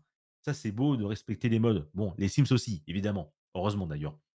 Et pour ce qui est des Sims 5, bah, le développement en est toujours à ses débuts et le titre est à des années de sortir. Donc, bah, les gars, allez-y, c'est le moment, et franchement, je suis très, très content de ça. Je vous laisse aussi le chat, décider, de ce que vous en pensez évidemment, mais moi, je suis personnellement très, très content de ce genre de choses, parce que, on va pas se mentir, il y a eu aucun concurrent des Sims. Ça fait plus de 20 ans que les Sims, ça existe, il y a toujours eu aucun concurrent sérieux, on va dire. Et là, ce qui est vraiment bien, c'est que visiblement, Paradox a envie de sortir un jeu complet, pas une espèce de boîte Lego, que EA a l'habitude de sortir avec ses packs, dont, les packs qui sont vendus au prix fort parfois à, 40 € quand même, hein. On en est au 9e, je crois, pack à 44 €. En plus, sans compter les petits packs à 10 €. Ça commence à faire beaucoup. Je rappelle que si vous prenez tous les Sims 4 avec leur totalité, ça vous fera presque 800, plus de 800 € d'achat. Ouais, Huit- bon, Voilà. quand on aime, on ne compte pas, voyons. Bah, qu'on aime, on compte pas, je peux te garantir que ton banquier, il va bien compter, lui, par contre. Ouais, Ça, ouais, par bah, contre, bah, un voilà, SMIC. si tu achètes tout ça, il y a ton banquier qui va t'envoyer un message en disant: «Tu fous quoi, chacal?» Là, je te garantis que tu vas moins rigoler. Par contre, je suis très content, personnellement, de cette venue de Live by You, parce que, bah, ça fait vraiment la concurrence aux Sims. Les mecs, ils se prélassent un petit peu trop, donc je pense qu'une concurrence, ça va pas leur faire de mal. Allez, on va enchaîner sur la suite. Allez, Fortnite Unreal Editor, l'éditeur de Fortnite. Le mode créatif 2.0 qui va potentiellement relancer le jeu et faire de la concurrence à Roblox. Je déconne pas, hein. Le 22 mars est sorti un moteur graphique pour Fortnite. C'est en effet ce jour que débarque le tant attendu mode créatif 2.0, une feature qui pourrait relancer le Battle Royale en ouvrant les possibilités de création façon Roblox. Après plusieurs mois de retard, il est enfin là le tant attendu mode créatif 2.0, nommé Unreal Editor for Fortnite, UEFN. À partir du 22 mars, aux alentours de 17 h, donc en gros, ça veut dire que le truc est déjà téléchargeable, hein. Vous pouvez d'ores et déjà, je précise, hein, c'est, disponible sur l'Epic Game Store. Vous pouvez, l'acheter pour, non, vous pouvez même, c'est gratuit. Voilà, c'est un mode graphique gratuit que vous pouvez faire, qui vous permet de manipuler l'Unreal Engine 5 comme vous le désirez. Les fans puissent inventer des jeux, des décors, voire carrément de nouveaux univers. Outre le formidable ajout de l'arsenal Unreal Engine 5, hein, quand même, gratuitement, c'est pas rien, Fortnite Unreal Editor pourra aussi compter sur le Verse, qui fait écho à la question du métaverse. C'est, un peu à la façon de Luau de Roblox. Objectif: affranchir les créateurs et les créatrices d'un maximum de barrières pour que Fortnite soit le nouveau terreau à la mode de création de mini-jeux et d'univers. Vous trouvez l'Unreal Editor, vous allez me dire: «Hein, mais où est-ce que je peux trouver cette pépite?» C'est un add-on du jeu. C'est un add-on et pour le lancer à partir de ce mercredi 22 mars, vous pouvez évidemment déjà avoir Fortnite, hein, déjà, c'est important. C'est une mise à jour sur Fortnite et il est déjà disponible, vous n'avez qu'à le télécharger sur l'Epic Game Store, c'est gratuit, allez-y et essayez-le. On attend de pied ferme déjà les dingueries que peuvent nous sortir les créateurs sur Unreal Engine 5 et d'ailleurs, bah, ça a pas traîné, hein, puisque, littéralement, le lendemain, il y a le mode domination de Call of Duty qui a été recréé sur la map, Rust. Ils ont pas perdu de temps les mecs, hein. Il a débuté une nouvelle ère sur Fortnite, c'est-à-dire le 23 mars, hein, l'heure où on parle, à l'heure où est écrit cet article. L'éditeur Unreal a été, intégré au free-to-play d'Epic Game Store, Fortnite, et les créateurs les plus compétents n'ont pas attendu très longtemps avant de présenter leur première création, puisque, le mode créatif Fortnite a introduit un nouveau éditeur. Bon voilà, ça c'est, le résumé. Et donc une map de domination inspirée de la carte légendaire Rust de Call of Duty a été recréée et le résultat est bluffant. Si on ne sait pas si cela rivalise avec Call of Duty en termes de sensations, mais le potentiel de Fortnite Creative 2.0 est vraiment impressionnant et devrait renouveler l'intérêt des joueurs vis-à-vis de Fortnite. Et je vais vous le dire, hier soir, j'ai justement essayé ce fameux, mode, sur Call of Duty parce que bon, ça me rappelle mes jeunes années. Ça marche. 28 ans quand même, hein, ça commence à faire. Ouais, 28, ça Ouais, va. 28, ça commence à faire, mais voilà, mais je vais, voilà, pour, un petit peu vous témoigner, de ce que j'ai fait, j'ai téléchargé et j'ai essayé le mode domination inspiré, voilà, du mode, la carte Rust de Call of Duty et ça marche de ouf. C'est vraiment le mode est vraiment bluffant, c'est assez c'est vraiment impressionnant, c'est intéressant et voilà, ça, c'est un truc qui a été intégré le lendemain de la mise en place de ce Unreal Editor. On envoie le petit trailer là. Voilà le petit trailer, allez-y, hein, je vous laisse mettre la vidéo en cours. Vas-y, le tease. Voilà. Regardez-moi ça. Ça, c'est Fortnite, hein. Je précise, c'est le moteur graphique Unreal Engine 5 sur Fortnite. C'est toujours le même principe, hein, capturer les points, abattre ses ennemis. Bon, évidemment, c'est du Fortnite, donc là, ce sera, du coup, à la troisième personne, mais non la première. Mais je pense que dans pas longtemps, on aura accès à la première personne sur Fortnite. Je pense que ça se fera en temps et en heure. Voilà, vous pouvez choisir différentes classes de personnages, shotgun, sniper, assaut et voilà. Regardez-moi ça. Alors vous pouvez pas détruire les environnements, Oui, mais mais ça justement ils l'ont fait voilà, quoi, voilà. Ils ont en tout en moins voilà, de ils 24 ont heures, hein, on précise, hein. C'est sorti aux alentours de 17 h et le lendemain cet article est bon paru à 16 h donc bon alors, ils ont pas dormi évidemment, quoi. voilà, ils ont pas vraiment ouais, je précise que ceux qui ont fait ça, je pense que c'est pas des débutants qui se sont dit: «Tiens, je vais essayer le moteur graphique». Non, non, non, non, non, ça c'est des mecs qui s'y connaissent, hein, c'est sûr et ils voulaient juste le retour d'un de leurs maps, Call of Duty vu que, bah, Call of Duty c'est devenu à chier. Donc voilà. Et ça, voilà, c'est, une des nombreuses, offres qu'offre le moteur graphique. J'ai pu essayer, d'autres, petits trucs sur l'Unreal Editor, pardon. Les rendus sont juste bluffants, donc là, en plus, vous avez les reflets dans les vitres, tout ça, le jeu est encore plus beau. N'hésitez pas à essayer évidemment, j'imagine que dans les prochains jours, le mode créatif va encore plus s'étoffer, donc n'hésitez pas à essayer. Le mode domination d'ailleurs, vous pouvez trouver facilement évidemment, le numéro de la map, mais rassurez-vous que vu la dinguerie que les développeurs ont faite, Epic Games a mis cette carte en avant. À quand, à un mode sur Doom ou, des courses sur Mario Kart. Allez, on va enchaîner par une nouvelle, pas jolie jolie, hein, on va commencer par des menaces de mort. Oui, oui, je sais, hein, je rabaisse bien le niveau, puisque les développeurs de Rust sont visés par une menace de mort. Vous avez, sûrement entendu parler de Rust, véritable star des jeux de survie sur Steam. Eh bien, on a appris il y a quelques jours que son développeur, il y a 5 jours, que son développeur, le studio Facepunch, a décidé d'annuler sa participation à un grand événement public en raison d'une menace reçue il y a peu. Bref, je précise, Rust, pour ceux qui veulent, c'est un jeu de survie. Voilà, c'est un jeu de survie multijoueur, de craft, et cetera. C'est pas vraiment le genre de jeu qui m'intéresse, mais si un jour j'ai l'occasion d'y jouer, pourquoi pas, hein? C'est un jeu qui a beaucoup de succès sur Steam. Mais en revanche, les développeurs ont d'autres soucis à gérer puisqu'ils ont fait l'objet d'une menace dans la vie réelle, hein.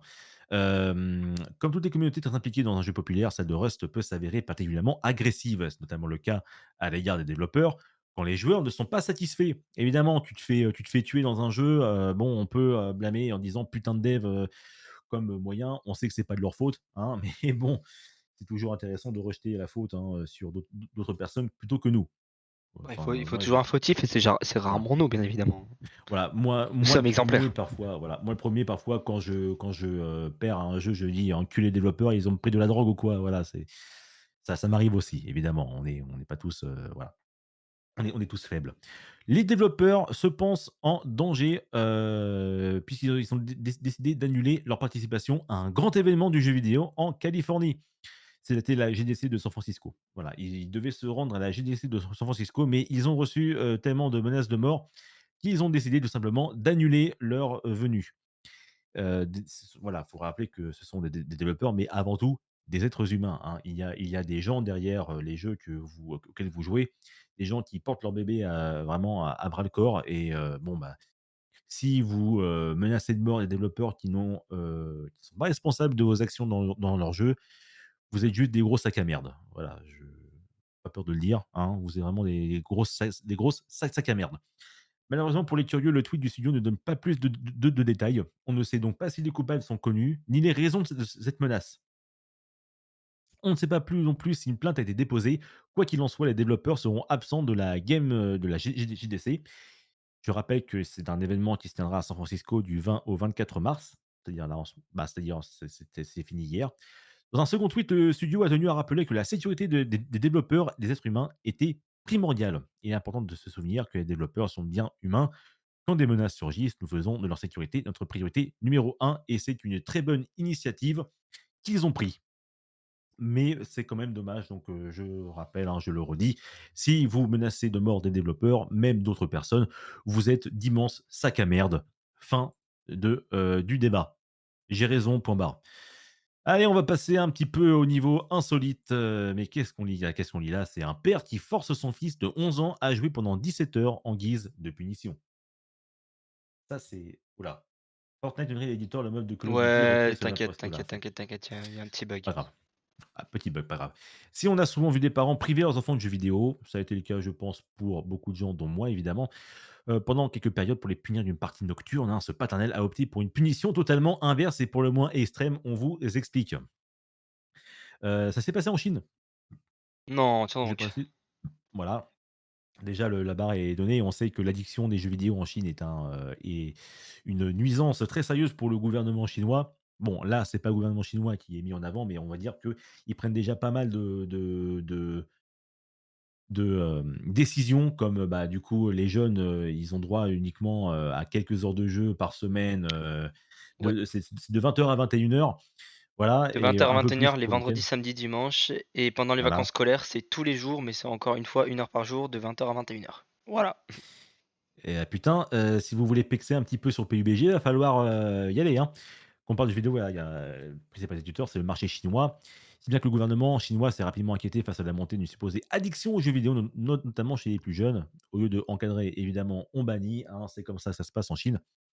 Il y a voilà, donc comme l'a Logique. dit le Keys, il y a plus d'un an, le gouvernement a décidé de limiter l'accès aux joueurs aux jeux pour les mineurs. Voilà, on le redit, depuis septembre 2021, c'est que de 20 heures à 21 heures et c'est uniquement le week-end en période scolaire.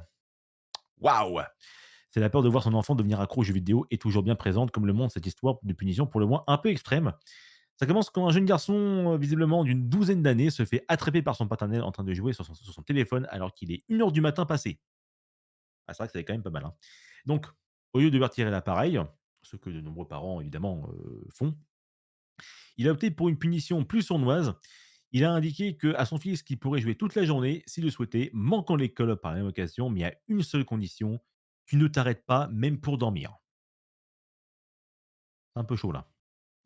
Et donc, c'est donc, tout content évidemment, le gosse, il a 11 ans, qu'est-ce qu'il dit? Chouette, il était content donc il a accepté, ne sentant pas le piège venir. C'est ainsi qu'il s'est retrouvé à jouer 17 heures sans pause jusqu'à en avoir des nausées. Yes, le parent, ouais. Le jeune garçon a fini en pleurs et a ainsi accepté de ne plus jamais jouer aussi tard le soir. Il a même rédigé une lettre en anglais attestant qu'il ferait désormais bien ses devoirs et ne jouerait pas avant et après aller au lit. Mission réussie pour le père qui a partagé fièrement cette punition sur Douyin, le TikTok chinois. Néanmoins, il ne recommande pas cette dernière à tous les parents.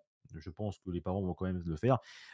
Pour lui, cela a uniquement fonctionné car son fils a habituellement des bonnes notes et est très obéissant. Il va souvent dehors avec moi et sa condition physique est bonne. Mais même si cette petite précision peut tout de même émettre pardon, quelques doutes sur la valeur pédagogique d'une telle punition, pour le moins peu conventionnelle, pas sûr que tous les parents aient très envie de la reproduire chez eux. Donc je pense qu'il y a des parents qui vont le faire.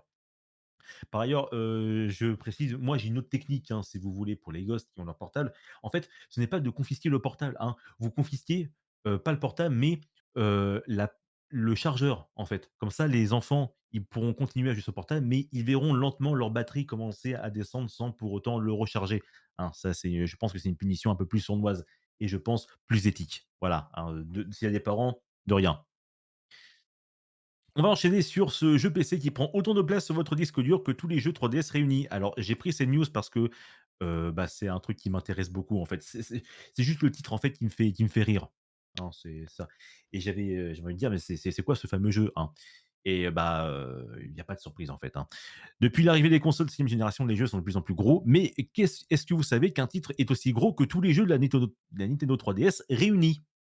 Pour vous donner un exemple parfait, en pensant bien évidemment à Red Dead Redemption 2 qui tient sur 2 Blu-ray et qui peut occuper près de 100 gigas sur votre disque dur. Actuellement sur mon PC, je peux vous garantir qu'il tient 120 gigas. Ça fait mal au derche. Mais aujourd'hui, le titre de Rockstar Games est loin d'être le plus imposant, alors que c'est lui quand même le plus complet. Il faut dire que n'importe quel triple A dépasse allègrement les 100 gigas, à commencer par Assassin's Creed Valhalla qui atteint les 112 gigas, ou par NBA 2K23 par exemple pèse plus de 150 gigas. Ouais, 150 gigas juste pour voir des mecs en train de rebondir et de faire rebondir un ballon de basket sur un terrain Bah, ouais, bah, y a pas d aussi. on est d'accord, il y a pas trop de Hein. monde ouvert. Enfin, je connais pas ce qu'il y a dans NBA. Peut-être que maintenant il y a un monde ouvert et tout, mais d'accord que concrètement, tu as un petit mode, carrière où tu vois ton appart, j'en sais rien, comme ils ont fait certains jeux et tu joues au Je, basket. je pense ce qui prend le plus de place, c'est évidemment la modélisation 3D des joueurs, Oui. des textures évidemment. Mais bon, ce genre de jeu, prenez-le sur console, hein, c'est quand même mieux, hein. Et encore une fois, ce ne sont pas les productions les plus gourmandes. Un youtubeur du coup, Jirad Khalil, alias The Complétionniste, a fait une incroyable découverte. Un seul et unique jeu est aussi gros que l'ensemble des titres disponibles sur la Nintendo 3DS. Et qu'est-ce que c'est? Eh ben, sans surprise, bah, c'est Call of Duty Modern Warfare. Voilà. C'est Call of Duty Modern Warfare qui remporte ce succès, celui d'être aussi gros que l'ensemble des jeux Nintendo 3DS. On va faire une comparaison. À savoir que si vous prenez Call of Duty Modern Warfare, bien sûr, on rappelle le contexte que Activision a ajouté une option pour permettre de sélectionner les modes de jeu à installer sur la machine entre solo, multijoueur et battle royale. Voilà, leur jeu est tellement gros, ils se cassent même plus maintenant à compresser des textures et tout, que maintenant il faut qu'on choisisse quel mode de jeu on veut installer, si on veut jouer au solo, au multijoueur ou au battle royale. Et si je veux jouer au 3, je fais quoi? Eh ben, j'investis dans un disque dur à 500 balles, sauf que, bah, dommage Michel, j'ai pas trop envie. Bref, si on télécharge tous ces jeux, le solo, le multijoueur et le battle royale, on arrive à 250 gigas. Voilà. Il est possible de remplir 250 gigas de rien, mesdames et messieurs, c'est incroyable, alors que je rappelle, Red Dead Redemption 2 est un jeu beaucoup plus complet, beaucoup plus beau, beaucoup plus jouissif, pour, bah, du coup, moitié moins de poids sur PC.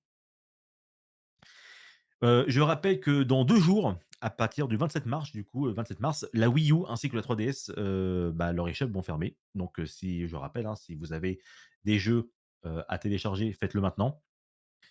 Et donc, le youtubeur, afin de vérifier l'intégralité des titres des différentes machines, donc du coup, le youtubeur The Complétionniste, s'est donc mis en tête de tout acheter. Il a donc déboursé plus de 22 700 $. C'est vrai qu'on a que ça à foutre, pour acquérir un total de 866 jeux sur Wii U et 1 547 jeux sur 3DS. Bref, pour réunir tous ces titres, le youtubeur a mis, plus de 328 jours, mais à la fin, il a eu une énorme surprise étonnante. L'ensemble des jeux, c'est-à-dire les 1 547 jeux Nintendo DS, pèsent seulement 267 gigas contre 250 gigas pour Call of Duty Modern Warfare et son Battle Royale. Warzone. Notez que la gigantesque collection de The Completionist va revenir à la Video Game History Foundation, une organisation à but non lucratif qui se consacre à la préservation et à la célébration de l'histoire des jeux. Et c'est justement ce Video Game History Foundation qui a poursuivi un peu Nintendo en justice parce que, bon, bro, tu fermes ton eShop et du coup, il y a plein de jeux qui vont être laissés à l'abandon, c'est pas cool. Mais voilà, c'est un jeu sur PC qui prend presque autant de place que tous les jeux 3DS réunis. Juste, par hasard, voilà, c'est juste un truc qui m'a étonné et j'espère que vous êtes autant étonnés que moi.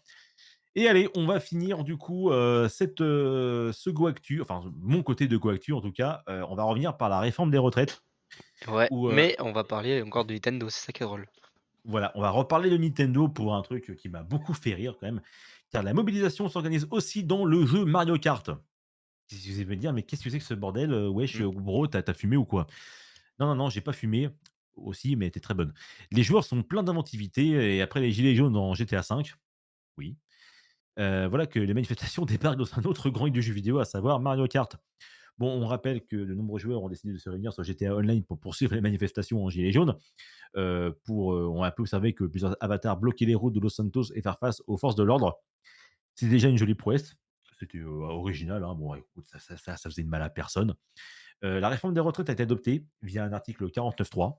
Bon, ça, c'est voilà, c'est ce qui a mis le feu aux poudres, dans Paris, Mais repoussant pas que, ainsi pas que. l'âge légal, pas que, mais voilà, ça On c'est un peu rappelle qu'il ça y a qui des a mis poubelles qui un ont feu aux volé, poudres. hein, chez moi, donc Il y a plein de poubelles aussi chez moi, hein. non mais Donc moi du elles ont coup, je volé rappelle par-dessus la sous-préfecture. ah oui, c'est vrai, à Bayonne, c'est vrai, j'avais oublié. Oh putain. Par contre, toi, ta porte, elle a pas flambé comme celle De la de mairie Mars de enfin, Bordeaux, pas non, non, non, Bordeaux, non. voilà, c'est Bordeaux, Mmh. voilà. Bref, la réforme des retraites a été adoptée via le 49.3, repoussant ainsi l'âge légal de, départ de 62 à 64 ans, soit 2 ans de plus et je le rappelle, il paraît que, ce ne sera pas la dernière fois qu'ils vont utiliser le 49.3, ça va être encore réutilisé, il me semble et du coup, il y a eu un rassemblement sur Mario Kart 8 Deluxe. Parce que vous n'êtes pas sans savoir, si vous avez un peu de jugeote, que, Mario Kart maintenant, il y a une course depuis la première vague de DLC, c'est-à-dire Balade à Paris. Balade à Paris et donc il y a des gens, qui ont décidé le youtubeur Mister Flèche, donc la plupart peut-être connaissent, il a proposé à tout le monde de bloquer la place de la Concorde directement sur le jeu Mario Kart 8 Deluxe. Voilà, vous pouvez voir d'après la vidéo, voilà, il y a tout le monde qui s'est mis sur la place de la Concorde et qui, tout simplement bloqué la rue sur Mario Kart. Comme vous pouvez le constater, de nombreux joueurs et joueuses ont donc répondu présent pour manifester dans Mario Kart 8 Deluxe, une initiative que l'on ne peut que saluer et qui propose un résultat pour le moins hilarant. Voilà, je mets ça parce que voilà, ça fait pas de mal, c'est juste bon enfant, c'est hilarant, ça ne fait de mal à personne. Notez que voilà, il y a, pour rappel, la 4e vague de circuits qui propose, une virée à Amsterdam, à Bangkok, à Singapour et d'autres, circuits qui ont été remis au goût du jour, dont un inédit, l'île de Yoshi. Voilà, c'est juste pour la petite pub de Mario Kart. Voilà. Voilà, c'est tout ce que j'ai pour les infos. On finit sur une petite note un peu hilarante sur, évidemment, la petite, manifestation. Ah, est-ce qu'on Oui. leur, montre le Mad Max? Voilà, Ah oui, on peut leur montrer si tu veux. on va montrer, voilà, ça c'est une news qu'on a vue, juste avant de commencer le Go Stream. Attendez, je vais essayer de retrouver moi de mon côté, Je l'ai. Hop. voilà. Voilà, il y a eu aussi, actuellement, dans la journée, dans les Deux-Sèvres, une petite, espèce de Mad Max, vu qu'il y a les policiers qui s'amusaient à balancer du gaz lacrymo sur des quads. Ah, ça part en vrille, hein, ça c'est ma France. Voilà. Vous voyez actuellement là, les policiers s'amusent à balancer du gaz à pleine vitesse, voilà, sur les grévistes. De bien belles images que nous voyons là. Voilà, voilà, voilà, c'est beau. C'est très beau, c'est très beau et moi personnellement, ça me fait beaucoup rire, hein, c'est plutôt amusant. Bref. Bienvenue en France. Welcome to France, motherfucker. Voilà, c'est tout ce que j'ai actuellement pour le Go Actu. J'espère que ça vous a plu. N'hésitez pas à faire des retours, évidemment, sur le chat, sur le Discord, évidemment, nous sommes là pour ça. N'hésitez pas à réagir, évidemment, pour nous mettre un petit peu sur la voie du pourquoi, du comment. Allez, et évidemment, je laisse la parole à Luckyz. Vas-y, Luckyz, Eh fais-nous bien, rêver. c'est à moi maintenant et on va parler Formule 1, que c'est exceptionnel, bien évidemment. Rempli la semaine prochaine, on ne parle pas Formule 1, à part s'il y a une grosse info. Mais logiquement, il n'y a pas de Grand Prix ce week-end, donc tout va bien. Donc du coup, nous allons commencer, bien évidemment, et Bonsoir, je vous en avais Pomki. parlé la semaine dernière. Bonsoir, Pomki. Nous avons parlé la semaine dernière et il y avait le Grand Prix d'Arabie Saoudite, comme je vous avais dit.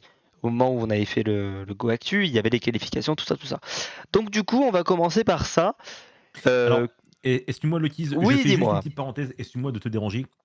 Il y a juste dis-moi. une nouvelle flash qui vient d'arriver, justement en rapport à ces CRS qui ont balancé, les gaz lacrymogènes sur les grévistes en quad. Et ben, en fait, le vent a joué contre eux, en fait. Le vent a tourné, contre, a tourné contre les CRS, en fait. Le gaz lacrymo vient directement dans leur gueule. C'est très drôle, c'est Voilà, exactement ce qui s'est passé à Paris l'autre jour. voilà, voilà, le vent pour les manifestants, pour le peuple. Voilà, Voilà, pour le peuple. Allez. Bon, voilà. bah merci pour cette info et si jamais t'as une image, ça C'est serait normal. drôle. Bah, en vrai, j'ai j'ai une vidéo, mais Ok, ok. vas-y, je te laisse faire, Au vas-y, pire, on tu la me mettra à la montres fin, après. on, Ouais, on mettra, on ouais. mettra tout ça après. Et c'était Alors, fait en quad, ouais, c'était fait en quad.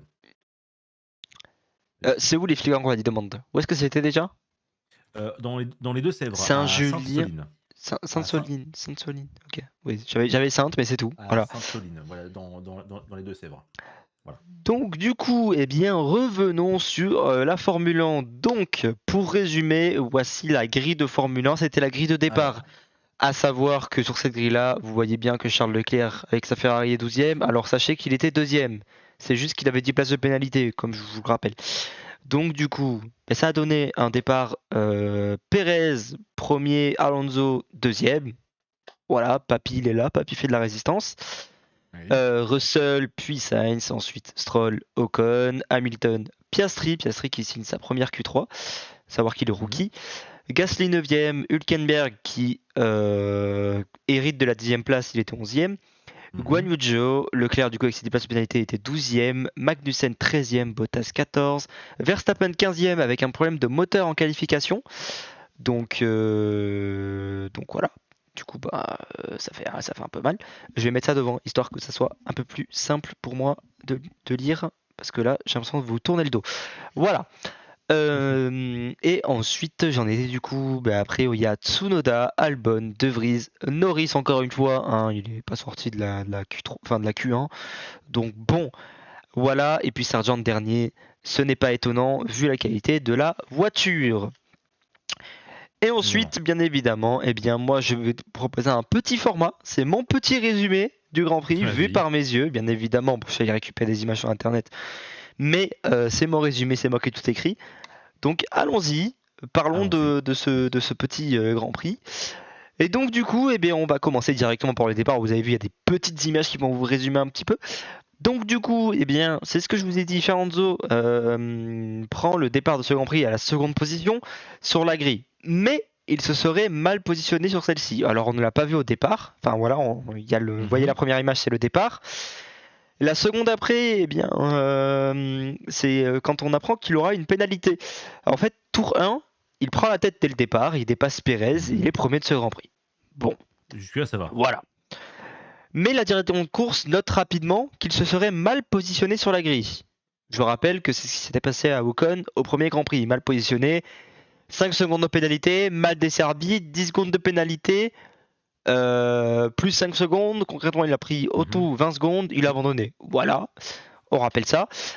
Mais du coup, il y a cette enquête qui s'ouvre directement dès qu'ils l'ont noté. Tour 2, ça veut dire concrètement 1 minute 30 après, l'enquête dévoile son verdict et là, 5 secondes de pénalité qu'il devra effectuer lors de son prochain arrêt au stand, bien évidemment.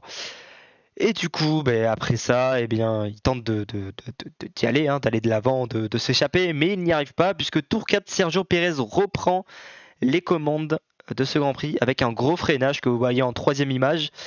Qu'est-ce que c'est ce Justement, bordel? il freine comme un malade, il bloque les pneus, mais il lui repasse devant. Donc voilà, quatrième tour, Pérez reprend la tête de la course et Vettel, non, ça c'était l'an dernier. Et Alonso, du coup, est numéro 2, à sachant que Russell est toujours troisième, mais loin derrière, puisque la Mercedes est en galère cette année. Mhm. Voilà. Donc, du coup, une petite pénalité qui va devoir truc. On se dit, bon, il va faire podium quand même, tranquille, tout va bien. Attention, parce que souvenez-vous, je vous ai parlé d'une pénalité, on va y revenir après. Ouais, belles images. Donc du coup, au tour 18, là on va beaucoup plus tard dans la course, parce que bon, des fois il se passe pas grand-chose sur certains tours, hein, voilà. Donc du coup, au tour 18, Lance Stroll, coéquipier de Fernando Alonso, du coup, subit un problème moteur. Donc du coup, il s'arrête en piste et il provoque la safety car. Cette safety car, du coup, ralentit tout le monde sur la piste, y Oui. compris Fernando Alonso, qui du coup en profite, tout comme Perez, lui Alonso qui est deuxième, Russell, et ainsi que toute la grille, quasiment, hormis 2-3 personnes, mais qui étaient déjà bien loin. Il s'arrête, il fait ses 5 secondes de pénalité, il est rentré deuxième du coup au stand, mais il était déjà avec 6 secondes d'avance sur Russell qui s'est également arrêté, ainsi que tous les autres derrière, donc en fait il est ressorti deuxième. Cette pénalité Mhm. aurait été gratuite. À ce moment-là on se dit, let's go, il garde sa deuxième place. Bon, mais ça repart, voilà, je sais plus quel tour, je crois que c'était 23e tour, ça repart. Verstappen à ce moment-là était 6e ou 5e, sachant qu'il a démarré 15e, je précise. Tour 25, Verstappen est déjà revenu, a déjà dépassé Russell et dépasse Fernando pour s'emparer de la P2. Bon, on se dit, bon, Mhm. ok, Fernando, P3. Voilà, la fusée est arrivée, bon, ben, on va pas faire grand-chose. Tour 28, que se passe-t-il? Enfin, tour 27 pour être précis. Tour 27, les freins de Albon lâchent. Concrètement, on est sur le circuit Lâche. le plus rapide urbain avec que des murs. Bon, faut pas trop jouer avec D'accord. ça. Il fait un tour de plus, mais concrètement, il arrête d'accélérer au bout d'un moment, il fait le tour au ralenti, et il abandonne au 28e tour, alors que quasiment le leader rentre dans le 29e. Voilà, c'est pour te dire un petit peu ce qui s'est Ça passé. va. Et D'accord. ensuite, au tour 43, et là, on rappelle que Perez est toujours premier, que Verstappen est deuxième, que Alonso est troisième, et Russell est quatrième, et ainsi de suite. Nanana. Et on rappelle que du coup, Perez est appelé à la radio par son équipe qui lui demande de ralentir son rythme. À ce moment-là, Oh. Verstappen est à 4 secondes derrière lui. Verstappen, bien évidemment, double champion du monde, et Perez est censé Le... être le petit dauphin. Hein, voilà, Il a... le bon il l'a toutou. coiffé au poteau. Il l'a Le coiffé au bon poteau. toutou. Voilà, le bon chacha. Mais qu'a fait Perez? Perez a directement demandé, d'accord, mais Verstappen roule en quel temps? On lui annonce que Verstappen roule dans les mêmes temps que lui actuellement. Ça veut dire qu'on lui demande de ralentir alors qu'il roule à peu près pareil. En train de mourir, désolé, Ah, j'ai plus d'eau. vas-y, bois un coup. Bois un... Non mais j'ai T'as plus plus, d'eau? j'ai plus. Donc je Ah, vais d'en faire yes. jusqu'à la fin. Allez. Et donc du coup, là on lui demande de être ralenti. Perez, il est là en mode pourquoi je devrais ralentir si vous demandez pas ça à Verstappen? Alors du coup, il lui dit moi je vous freine pas. Mhm. Du coup, un tour plus tard, son ingénieur lui dit ok c'est bon, tu es libre d'accélérer, tu es libre d'attaquer, machin, vous êtes libre de vous battre. Bah, au final, il avait le meilleur tour à ce moment-là, voilà, Mhm. et il a continué de pousser, pousser, pousser pour l'avoir. En sachant qu'il a quand même fini premier, s'il avait ce meilleur tour, il aurait pu être devant Verstappen au championnat pilote. On y reviendra juste après à la fin, mais au final ce n'est pas le cas. Mais vous verrez à la fin, j'ai le classement, je vous le montrerai. Là pour l'instant, pas de spoil.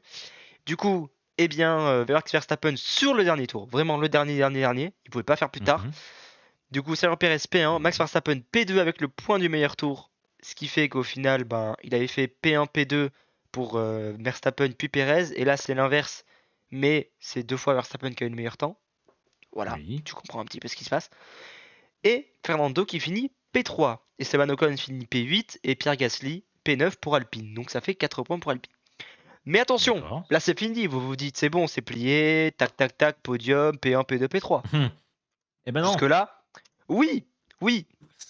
Lorsque la cérémonie du podium est en cours et que Fernando célèbre son centième podium de sa carrière, eh bien nous Cependant. apprenons que la direction de course ouvre une enquête car Fernando Alonso et son équipe n'auraient pas respecté les 5 secondes de pénalité effectuées lors de son arrêt au stand au 19e tour.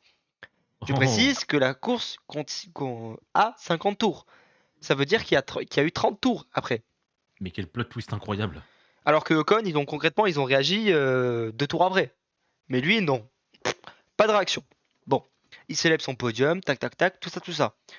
Pendant qu'il célèbre son podium, là je vais vous afficher juste après, il y a Russell qui est quatrième, qui est aux interviews avec Canal+, et Canal+, lui apprend que Fernando, alors qu'il est en train de célébrer le podium, est en train de concrètement célébrer le podium, mais que c'est lui qui a la troisième place. C'est ce qu'on lui dit. Il Aïe. est en mode, j'y vais pas. Bon, il y va pas parce que voilà, la cérémonie se retarde. Bien sûr. Fernando, il apprend juste après. Bien Mhm. évidemment, ça a provoqué un scandale à la FIA, puisque ce n'est pas la première fois. Donc du coup, c'est-à-dire que l'enquête a été ouverte à 19h45 heure de la France, 21h45 heure locale, puisqu'il y a 2 heures de différence avec l'Arabie Saoudite. Donc à 45, ils ouvrent l'enquête, et à 49, Mhm. alors que c'est la fin du podium, qu'il a ouvert le champion, qui se sont truc la gueule là, eh bien bah là il apprend, enfin il le sait pas encore, hein. Mais on sait qu'à ce moment-là, du coup, alors qu'il est en train de célébrer et de faire péter le champagne, qu'il est quatrième. Bon, Merde. 10 secondes de pénalité pour pénalité non desservie, enfin mal desservie. Du coup, ça le classe P4 et ça donne la P3 et le trophée à George Russell qui le récupère dans la même soirée, puisque du coup, bah, comme il l'a pris, il lui redonne. Aston Martin décide de faire appel de cette pénalité et apporte de nombreuses preuves qu'au passé, il n'y a jamais eu de pénalité pour ce genre d'action. À savoir que ce qui s'est passé, en fait, c'est que les 5 secondes, vraiment la voiture en soi n'a pas été touchée par les mécaniciens pour les 5 secondes. C'est-à-dire qu'ils n'ont pas le droit de toucher les roues, de commencer à préparer, Non, ouais, d'enlever la d'accord, roue, ouais. tout ça. Sauf que le mécanicien qui a le lève vite, c'est-à-dire le truc pour lever la voiture, a touché la voiture mais ne l'a pas levée. Et c'est déjà arrivé au passé que Aïe. tout Ouais. ça est déjà arrivé. Donc Aston Martin a apporté, je précise, 7 preuves vidéo qui montrent que dans le Oui. passé, c'est arrivé. Donc du coup, Alors, à mais du coup, 23h53 heure française, 1853 heure locale, donc je précise que George Russell est tranquillement en train de dormir avec le trophée là, hein, eh bien la oui. pénalité infligée à Fernando Alonso est donc retirée. Et donc il récupère sa P3 dans ce Grand Prix, mais le trophée est déjà parti dans la valise de Russell.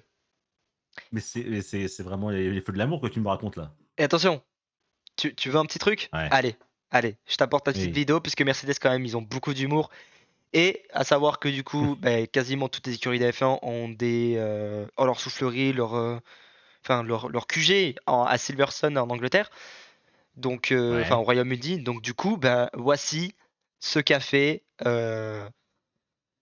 Aston Martin, enfin et Mercedes pour Aston Martin. Voilà, je te montre la vidéo, tu vas la Alors, découvrir en même temps que vas-y. moi. Voilà. Vas-y. Et alors, c'est assez drôle. Ils ont publié ça sur TikTok et sur leur réseau.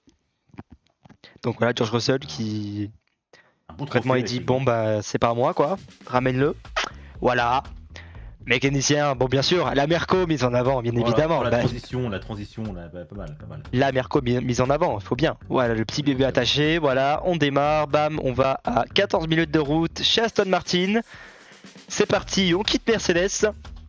Hop là. Et on arrive chez Aston Martin. On rentre chez Aston Martin, bien évidemment, le drapeau espagnol, britannique et canadien, parce que c'est une écurie britannique, avec un pilote espagnol, Fernando Alonso, et, euh, Canadien. et un pilote canadien, Lance Stroll, puisque ben, ça appartient à un Canadien, l'écurie. Mhm.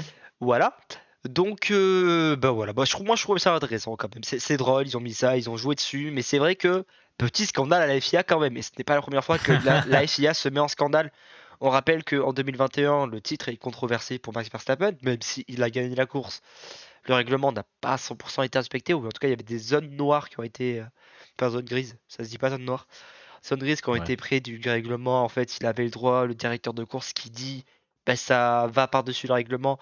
Bref, voilà, du coup ça a été Mhm. refait le règlement, mais là encore une fois, l'an dernier, 2 directeurs de course, c'était de la merde. Cette année, ils en mettent un, et puis ils mettent des pénalités sur un Grand Prix, ils le mettent pas sur l'autre. Enfin, ils fonctionnent pas pareil. Bref, Fuck. voilà, bon. Fuck la FIA, au bout d'un moment, bougez-vous le cul, parce que, ben, franchement, ça rend pas hommage au sport, malheureusement. Mais bon, c'est pas grave. Voilà, espérons que ça se reproduise pas trop. Ça peut arriver. Voilà, il a récupéré sa P3, la fête a été faite et puis tout va bien. Du coup, maintenant, Mhm. on va revenir sur le classement pilote et le classement constructeur de ce Grand Prix, bien évidemment. Oui. Et nous allons, du coup, aller d'abord par le classement pilote. Donc, du coup, comme je vous l'avais dit, Max Verstappen a récupéré ce point du meilleur tour. Ce qui fait qu'au lieu de gagner 18 points, Oui. il en a gagné 19. Donc, tu ajoutes 19 aux 25 points du premier Grand Prix. Il en a 44. Sauf que Sergio Pérez, qui a fini deuxième sans meilleur tour et premier sans meilleur tour, est un point derrière lui. Voilà. Donc, en fait, en gardant le point du meilleur tour, Max Verstappen aurait dû être à 43 et Sergio Pérez à 44. Mais, du coup, ils ont Oui. inversé. Voilà. Donc, du coup, Hmm. premier et deuxième. Fernando Alonso, du coup, en récupérant sa P3, reste bien troisième et avec 30 points.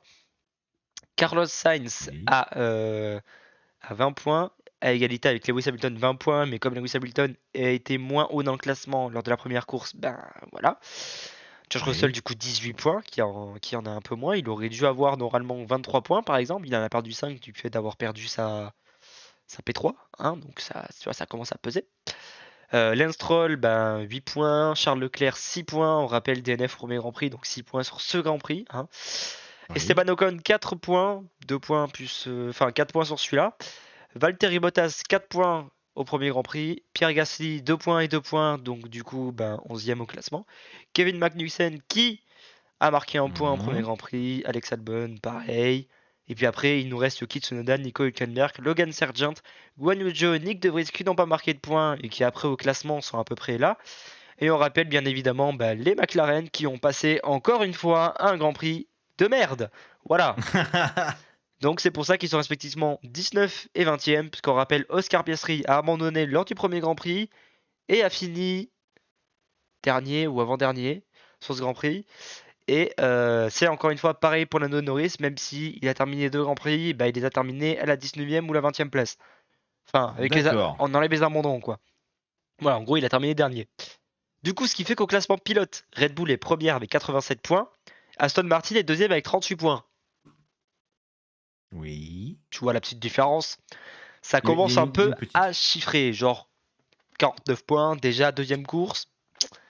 Voilà, c'est plus du double. Mais Mercedes est à égalité, 38 points également, mais comme Aston Martin a fait une P3 et une P3 et que Mercedes n'a toujours pas fait de P3, eh bien Mercedes est derrière, mais Mercedes est plus régulier. Ouais. Ferrari derrière avec 26 points. Alpine, les Français, cinquième force du plateau avec 8 points. Et ensuite Alfa Romeo avec 4 points. AC Williams se bat un petit peu 6, enfin 7 et 8e. AlphaTauri, encore une année dans le dur, pour l'instant 0 points. Et McLaren 10e parce que bah, toujours dernier. Donc bah, 0 et je pense que ça va être encore compliqué en Australie puisque c'est un C'est violent quand circuit même. qui va leur faire très très mal, je pense. Ok. Donc voilà pour moi. Je ne sais pas si Tyran a lancé son live, mais c'est vrai que du coup on est un petit peu en avance, un GoActu un peu plus court. Je pensais qu'on allait tenir un peu plus longtemps. Et pourtant, j'ai meublé. Ah oui, oui, je dis pas l'inverse. On a Pourtant, fait, j'ai on a fait des choses, hein. j'ai bien meublé pourtant, hein, à pas se mentir. Mais je n'ai plus Bon. d'infos. Ah, Euh, moi, j'en ai. J'ai quelques petites infos supplémentaires, hein, si ça Allez, vous si, dit. si tu veux en ajouter deux, trois, vas-y. Moi, je Et vais voilà. checker Alors, si Tyran lance son justement, live à côté. je t'ai envoyé deux tweets, justement, bah, justement, pour la petite parenthèse que je t'ai envoyée juste avant que tu commences ta petite rubrique. Le Ouais. vent qui joue en force contre les forces de l'ordre, évidemment, c'est assez amusant à voir. Et donc, du coup, les manifestants en profitent pour faire des barrages en force, pour forcer le barrage des forces de l'ordre, pardon. Et évidemment, j'avais oublié. Veuillez m'excuser, hein, j'ai oublié évidemment l'information la plus essentielle qui est arrivée. Évidemment, les vidéos de Counter-Strike 2. Donc, Mais oui, mais attends. évidemment. Tu veux qu'on commence par laquelle? Vas-y. On commence par les petits trucs qui leur reviennent sur la gueule ou on finit par Ouais, ça? pas les petits trucs pour savoir un petit peu la suite. Vas-y, vas-y. Allez, vas-y. Je vais afficher ça tranquillement. Je sors Twitter. Alors du coup, qu'est-ce qu'on a? C'est assez drôle, j'avoue. C'est J'adore. drôle, très drôle. Et voilà. Bienvenue en Voilà, France, bien voilà. Ah. évidemment. Et donc du coup, voilà, pour le contexte, les gens les CRS qui ont envoyé le gaz lacrymo en quad, tout ça, bah, le vent s'est retourné contre eux et du coup, c'est eux qui font face, voilà, le gaz lacrymo, c'est pour leur gueule. Bref. Et C'est assez drôle. ensuite, c'est assez drôle. Et pour terminer, évidemment, bah, du coup, CS Counter-Strike 2 qui devra arriver dans pas longtemps. Le respect évidemment à Valve qui annonce le jeu le plus joué au monde.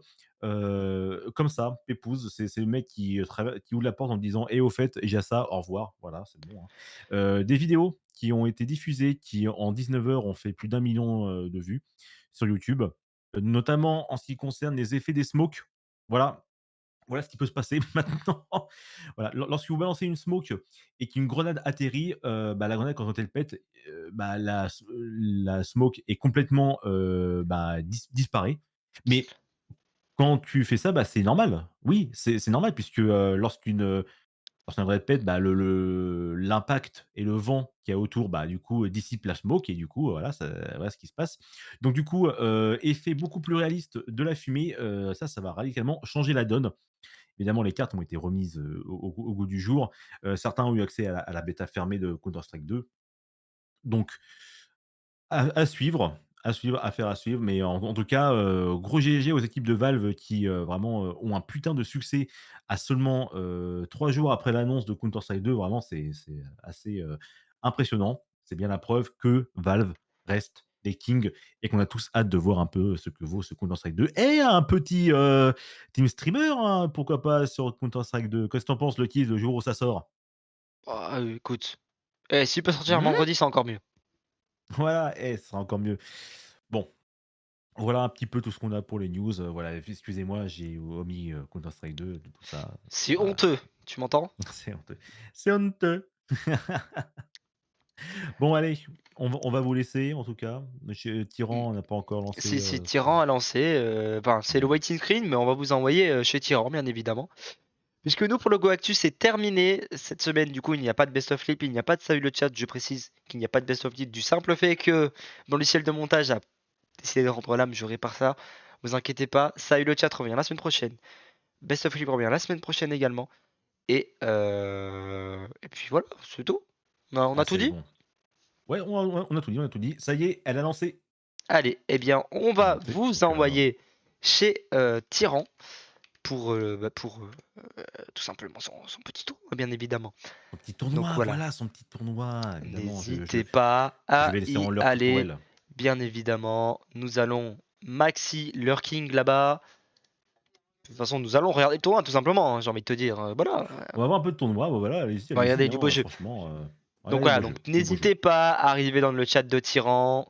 Mettez des emotes de GoStream, voilà, bonjour, on force. Et Bonjour, voilà, on se met en force, évidemment. Voilà. Voilà, voilà. Bah, écoutez, on a tout dit, je pense. on a tout dit. Très bien. Bon, allez. Alors du coup, eh bien écoutez, demain, comme d'habitude, GoStream ne diffuse pas. On se retrouve lundi à 18h. Normalement, ça n'a pas changé les horaires, je À vous dis. 18h, à 18h, logiquement. Normalement, c'est C'est à 18h. 18h. Ça sera peut-être plus tôt, mais au pire des cas, point d'exclamation, site, point Mhm. d'exclamation planning, et voilà, le planning sera à jour. Lundi d'ailleurs, n'hésitez pas, point d'exclamation équipe. Et il y a des petits, il y a, Absolument. il y a des, il y a des petits teasings quand même sur le site. Bien évidemment, on essaie de vous faire ça bien maintenant. On essaie de faire ça tranquille. Vous allez voir quand même que Oui, oui, les oui. effectifs se remplissent, bien évidemment, hein. Donc, À voir. une On nouvelle ligne verra est bien. apparue. Voilà. Donc, eh bien, écoutez, nous, on vous laisse ici et on vous souhaite une bonne soirée avec Tyran. Ciao tout le monde Allez. et à lundi. Au revoir. Ciao, ciao. Salut.